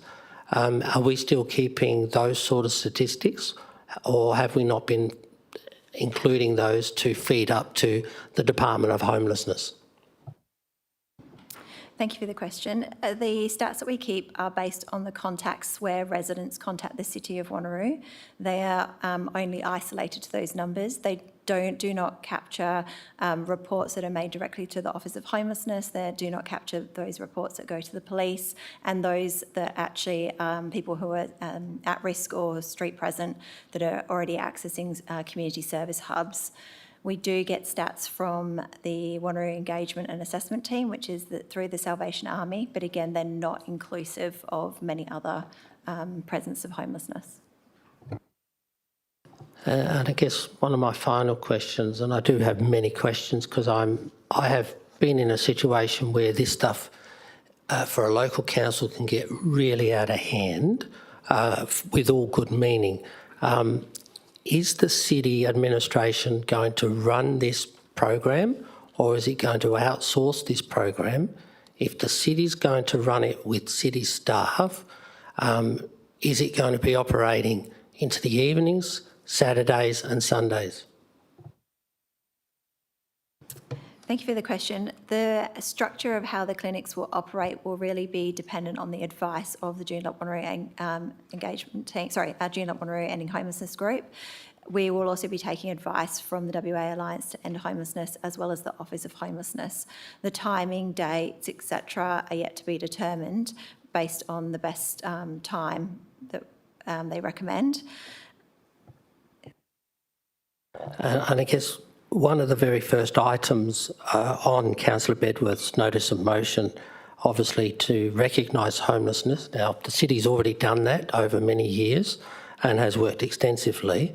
I understand that your team does work with the Department of Homelessness, and Councillor Berry indicated that the department was unsure of the numbers in the area. Are they not offering any funding to help support this sort of data collection at all? Thank you, Deputy Miles. The challenge that we have with the Office of Homelessness is that we don't have access to the A to Z register or the by name list, which is one of the key tools that the government and the WA Alliance to End Homelessness use to be able to get a full understanding of the profile and demographic of a homelessness situation in each area. They also track an individual's suppose, interaction through different services and their pathway to housing. We don't have those tools available in this region. It's one of our advocacy efforts to achieve that.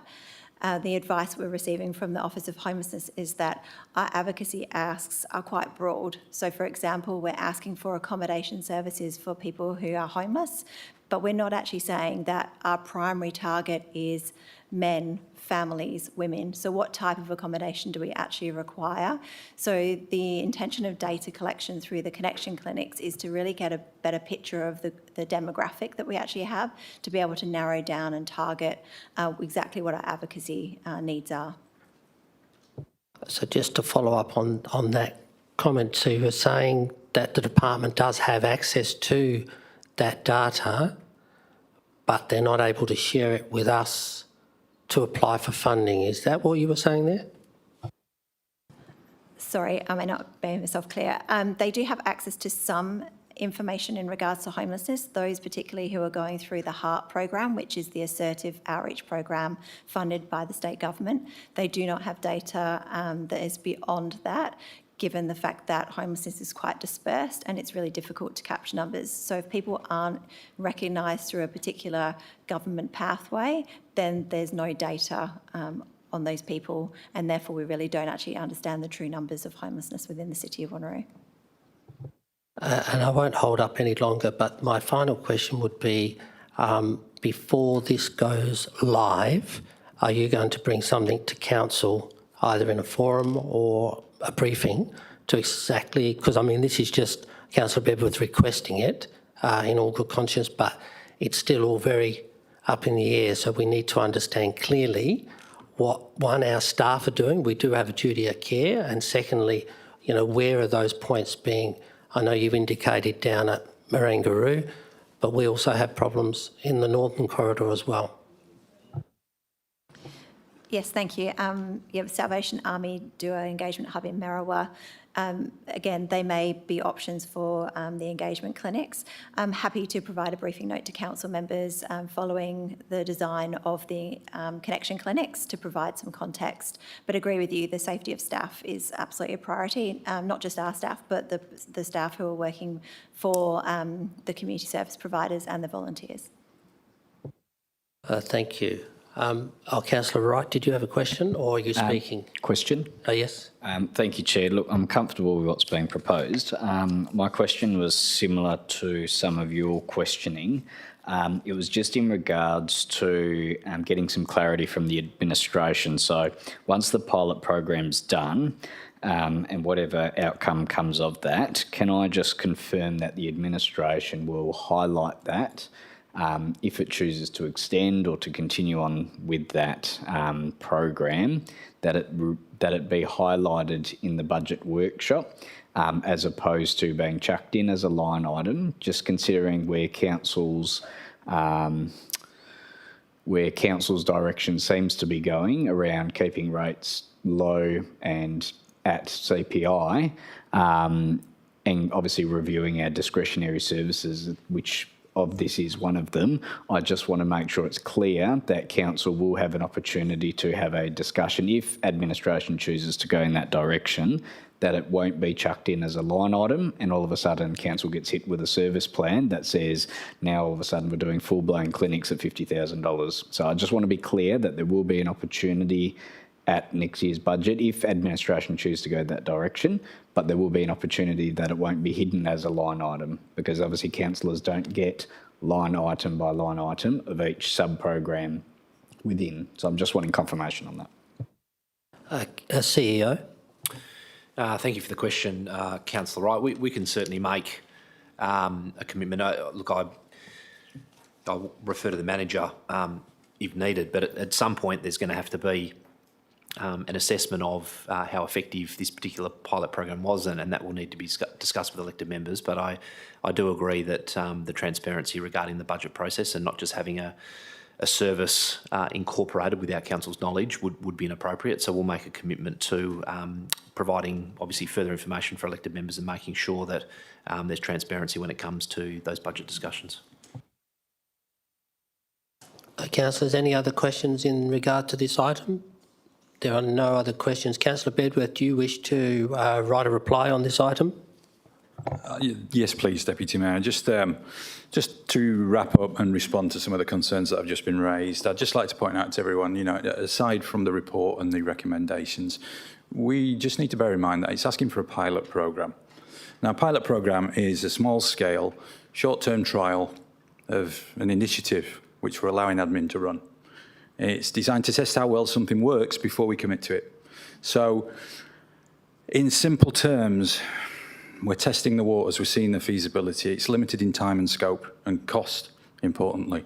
And afterwards, the expectation is always with the pilot programme that it's then reviewed and assessed and to see what's worked and what hasn't worked. So I respect and understand the concerns around this becoming a future larger programme, but this is asking for a 6-week pilot programme of short-term testing of the waters to see how it works before we potentially go any further with it. And so for those reasons, I'd suggest that the concerns and questions and worries that have been probably highlighted just now can be allayed if you just bear that in mind, that we are trusting admin to run this programme with the service providers in order to bring us some information back to see if we want to go ahead in the future.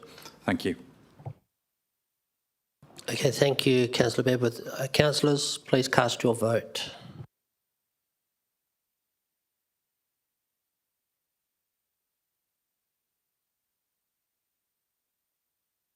That's unanimous. Okay, moving on. Before we move on to the next item, councillors, I'm quite happy to keep moving, but does anybody want a short break? Councillor Figg? So you need to move. So Councillor Figg is moving for a short recess, and Councillor Smith is seconding that item. All those in support, please cast your vote. Question, Deputy Mayor. Question, Councillor Huntley, this is a procedural motion. Okay. I was going to say there's only 2 items left before we go to confidential. Oh, we've got a motion on the floor, Councillor. So Councillor Figg's motion, Councillor Smith. All those in support?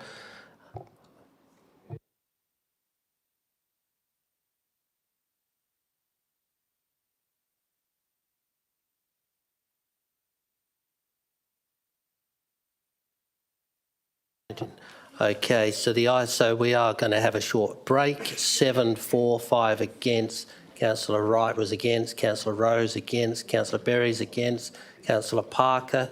Councillor Bedworth was against. Thank you, councillors. We'll just have a 5-minute break.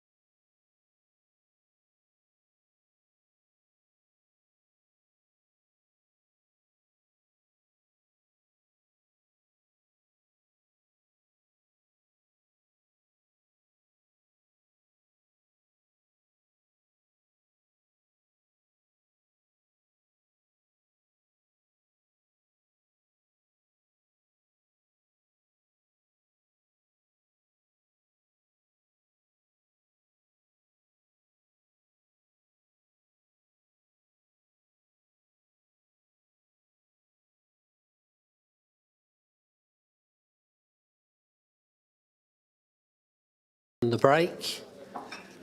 Now we're going to move on to CSO 30626, which is the financial activity statement period ending 30th of April 2026. And before I ask for a mover and a seconder, Director Wallison would like to respond to this item. Thank you. And through you, Deputy Mayor, just in terms of the questions of notice that we took at agenda briefing, I've just picked up a small error in my response. So I've got per CPI at 4.8%. That was picked up from the .id website, which is usually a fairly reputable reflection of ABS. Just in double checking the ABS stats, it was 4.6%. So there'll be a small reduction in the impact that I've noted there in the report. Oh, was that it? Okay. Can I please have a mover for this item? Councillor Bedworth. Seconder for this item? Councillor Parker.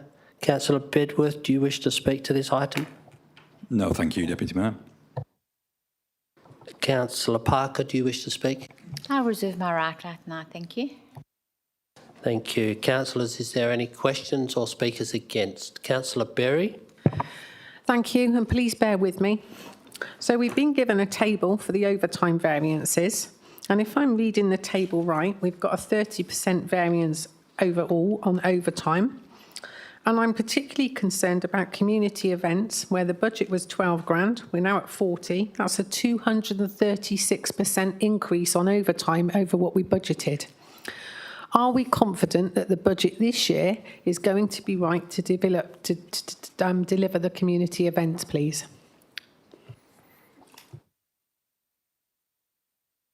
Director Wallison.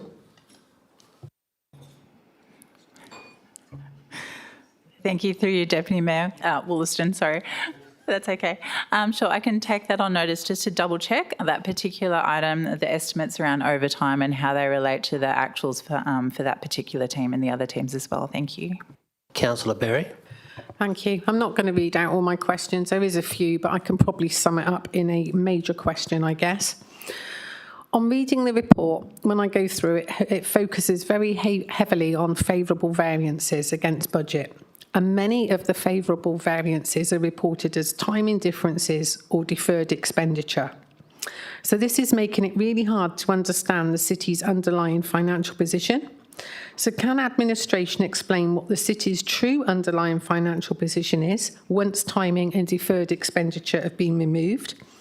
And further, can you explain, if it is all deferred, what pressure that is going to put on the 26-27 budget, especially as we've got escalating price rises on projects? Thank you. Director. Thank you. Through you, Deputy Mayor. I can also take that on notice. You will also be getting that information as part of the annual budget papers for 26-27, which will be coming up shortly, as we are required to provide estimated results for 25-26 as part of that. So that will give you our latest update in terms of what we are looking at for the 25-26 financial year. Councillor Figg. Thank you, Deputy Mayor. I am just wondering, I've lost the page that I was at, but there's a note about inflows for or from developer contribution plans, and I think it was less than $1 million. And I'm wondering if there's any clarification from administration about what's caused the lower inflows from developer contribution plans. Director Lee, would that be your area? Thank you. Thank you. Through you, Deputy Mayor. I don't have that detail with me this evening, but happy to take it on notice and investigate and provide a response to Council. Can you provide responses probably via email, and also they'll need to go into the minutes anyway. Councillor Figg. Thank you, Deputy Mayor. I've just got another 4, hopefully reasonably short questions. Just on page 19, it outlines the capital expenditure for the year against our budget and our revised actuals. It has street landscaping at less than 20% of the predicted budget that we had for the financial year. Is there a reason that we've not hit that target with any accuracy just yet, or is that a result of the fact that we're just heading into the winter planting period, noting that the financial year does end soon? Director Singh. Thank you, Deputy Mayor. I think that's what Councillor Figure just said. We do these kind of projects in the wet weather month, so that's happening now. Thank you, councillors. Councillor Figg, you have another one. Yeah, thank you. Similar question, page 19 again. The traffic treatments that we have budgeted for the financial year is at less than 30%. Is there a reason for that particular aspect of our capital expenditure being so low? Councillor, no, I was thinking, sorry, I was looking at Councillor Wright. Director Singh, you can answer that one.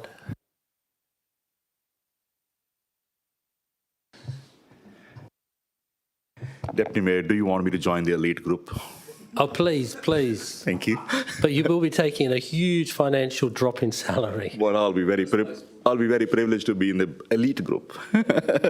Look, I'll have to take that on notice. I think we have got some of the pre-orders for the services being paid for this under traffic management, but I'm happy to clarify.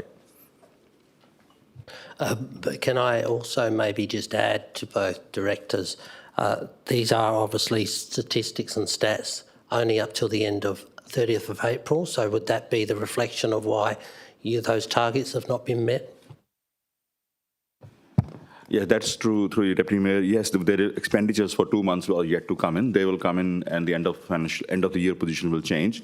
We did review, Director Corporate Strategy and Performance and myself, we review our capital works program every month with the relevant teams, and we are on a target to achieve over $130 million expenditure overall for the whole capital works program. So that's a kind of a good outcome which we're likely to achieve this financial year. Thank you. Councillor Figg.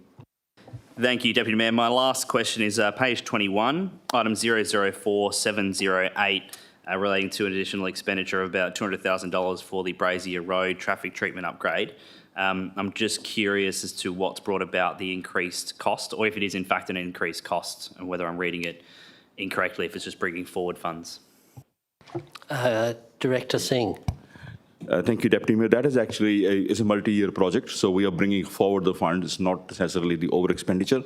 Given the project work is happening now, so they meet the cash flow requirements, we are bringing the funds forward. Any other questions, councillors? Councillor Rowe. Just one from me, Deputy Mayor.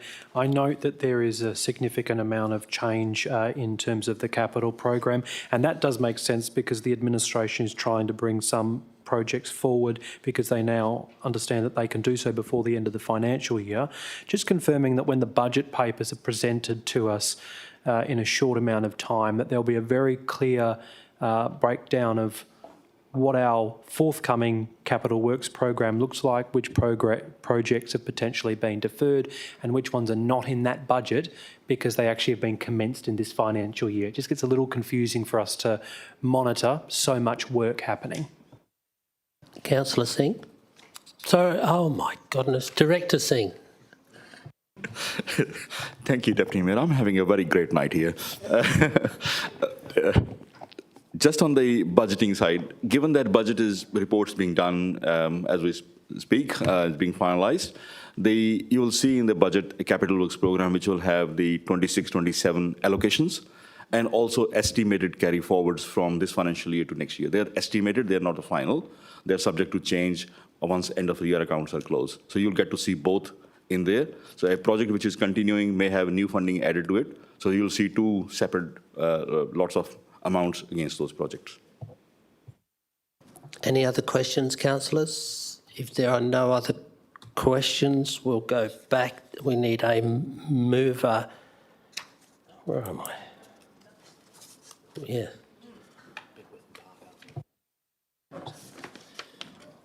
Yes. Okay, so yes, Bedworth and Parker. Councillor Bedworth, did you need a right of reply? No, thank you. Please, councillors, cast your vote.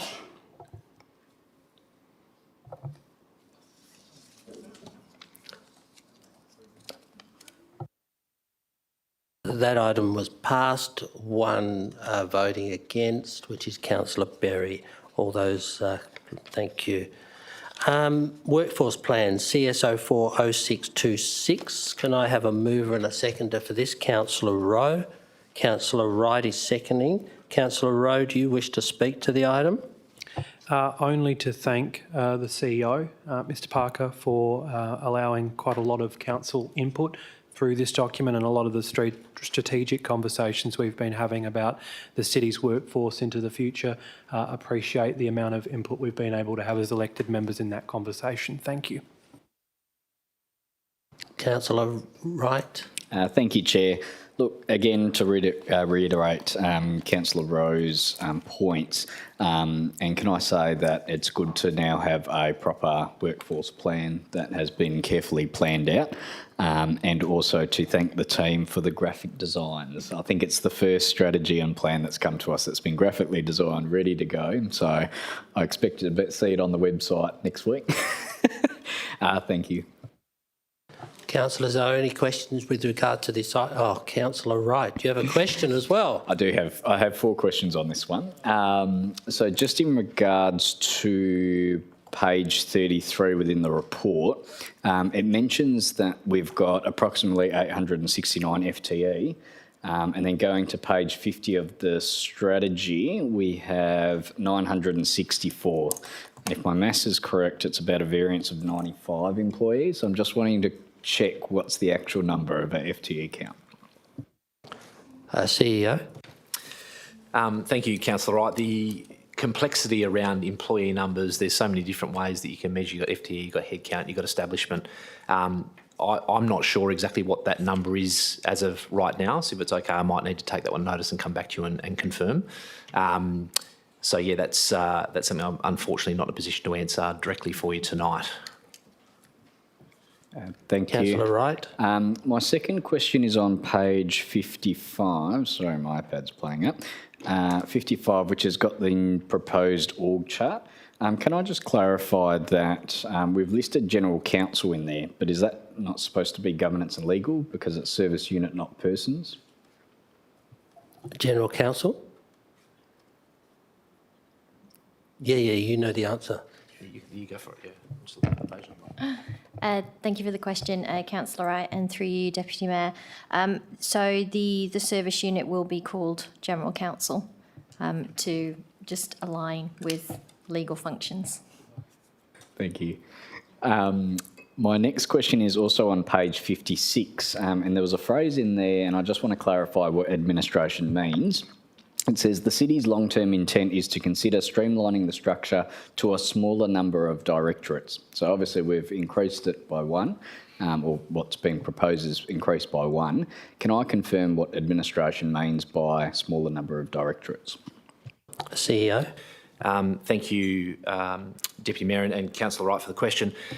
What we're seeing emerge in the larger local governments on the eastern seaboard, and there's now 2 councils, have gone to, and they're servicing populations of somewhere between sort of 5 and 650,000 people, is they've gone to 3 directorates as opposed to getting bigger.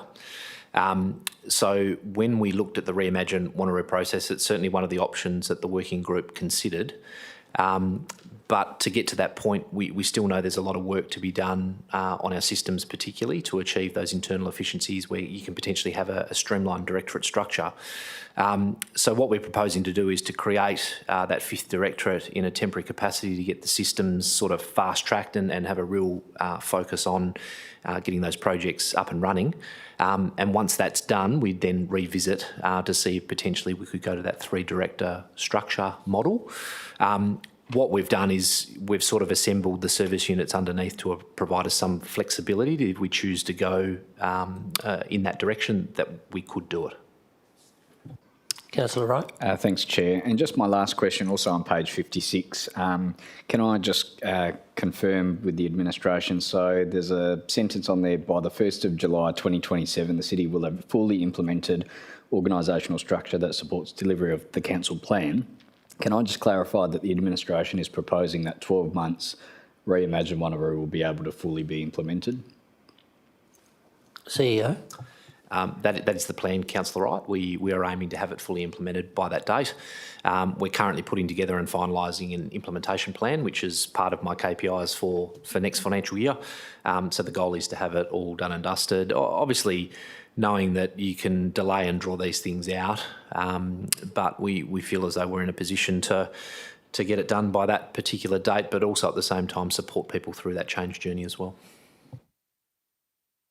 Any other questions, councillors? If there are no other questions, I'd like to put the item.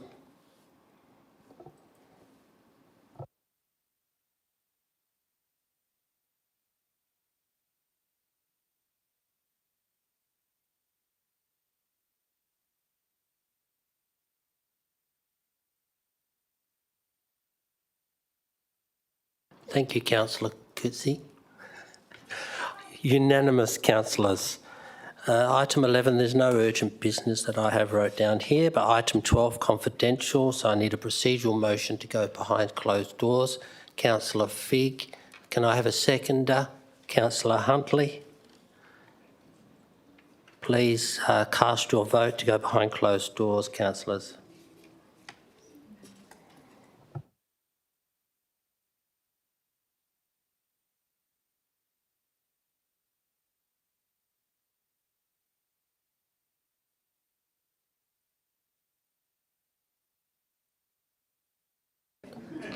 Councillor, thank you.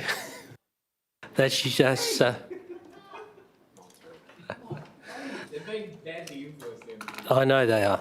Thank you, councillors. The door is about to close.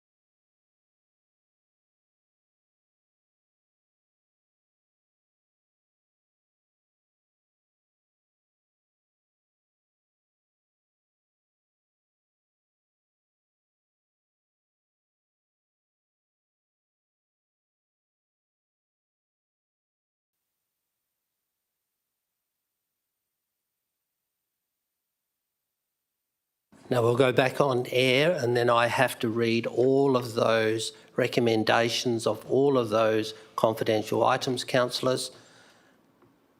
Are we on air?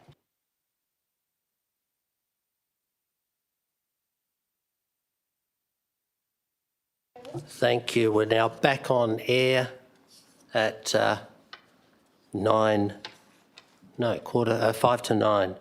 Okay. CR01 02626 Flynn Drive Industrial Estate Neerabup Deeds of Agreement was moved by Councillor Berry, seconded by Councillor Wright. The Council approves the Chief Executive Office to proceed with option 2 as outlined in the report. CR02 0626 the East Wanneroo Land Acquisition Strategy.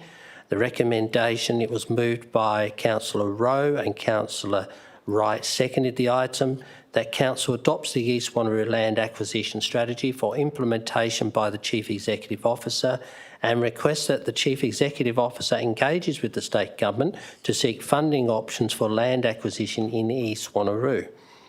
CR03 0626 Mindarie Regional Council's Waste to Energy Tender. It was moved by Councillor Berry, seconded by Councillor Figg. That Council authorises the Chief Executive Officer to provide the Council's endorsed position to the Mindarie Regional Council, and the recommendation is, based on the information contained in this report, it is recommended that Council receives the update on the Mindarie Regional Council Waste to Energy tender. 2, does not support the award of the Mindarie Regional Council's Waste to Energy tender. 3, withdraws all previous support for participation in the MRC Waste to Energy contractual arrangements, including the Waste Supply Agreement, Participants Agreement and Financier Side Deed. 4, authorises the Chief Executive Officer to communicate Council's decision to the Mindarie Regional Council, and 5, requests administration to prepare and commence a direct city procurement process to secure residual waste disposal pathways at suitable licensed facilities aligned to the closure of Tamalapalak landfill and the commissioning of the Wangara transfer station. CR04 0626, the Independent Deputy of the Presiding Member of the Audit and Risk and Improvement Committee. There was a declaration of interest by General Counsel. It was moved by Councillor Rowe and seconded by Councillor Coetzee that Council endorses the recommendation contained in item 5.3 of the Audit, Risk and Improvement Committee as adopted at its meeting on the 18th of May of 2026 and appoints David Price as the Deputy of the Presiding Member pursuant to section 7.1b(1) of the Local Government Act of 1995 to the Audit and Risk Improvement Committee. CR05 0626, 3-year strategic internal audit plan, was moved by Councillor Rowe and seconded by Councillor Wright. That Council adopts the updated 3-year strategic internal audit plan for 2026-27 to 28 and 29 as set out in the attachment 1. CR06 0626, confirmation of tenancy write-off under the City Commercial Tenancy.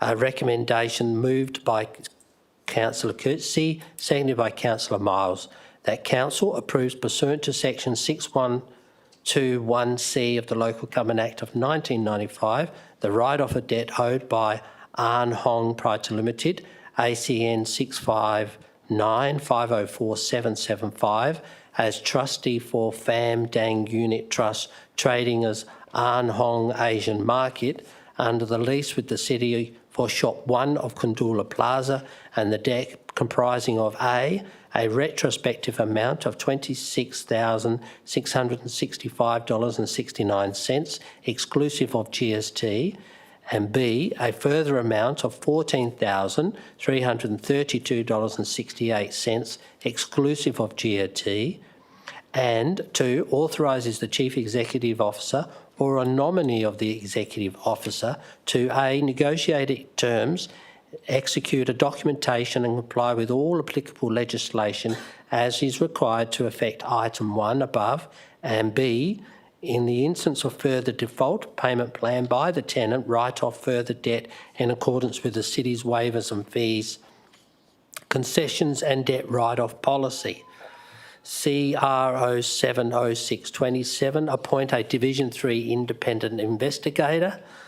Recommendation moved by Councillor Bedworth and seconded by Councillor Berry that Council, by absolute majority, 1, authorises PSL Legal to undertake Council's functions pursuant to Clause 14B of Schedule 1 of the Local Government Model Code of Conduct Regulations of 2021.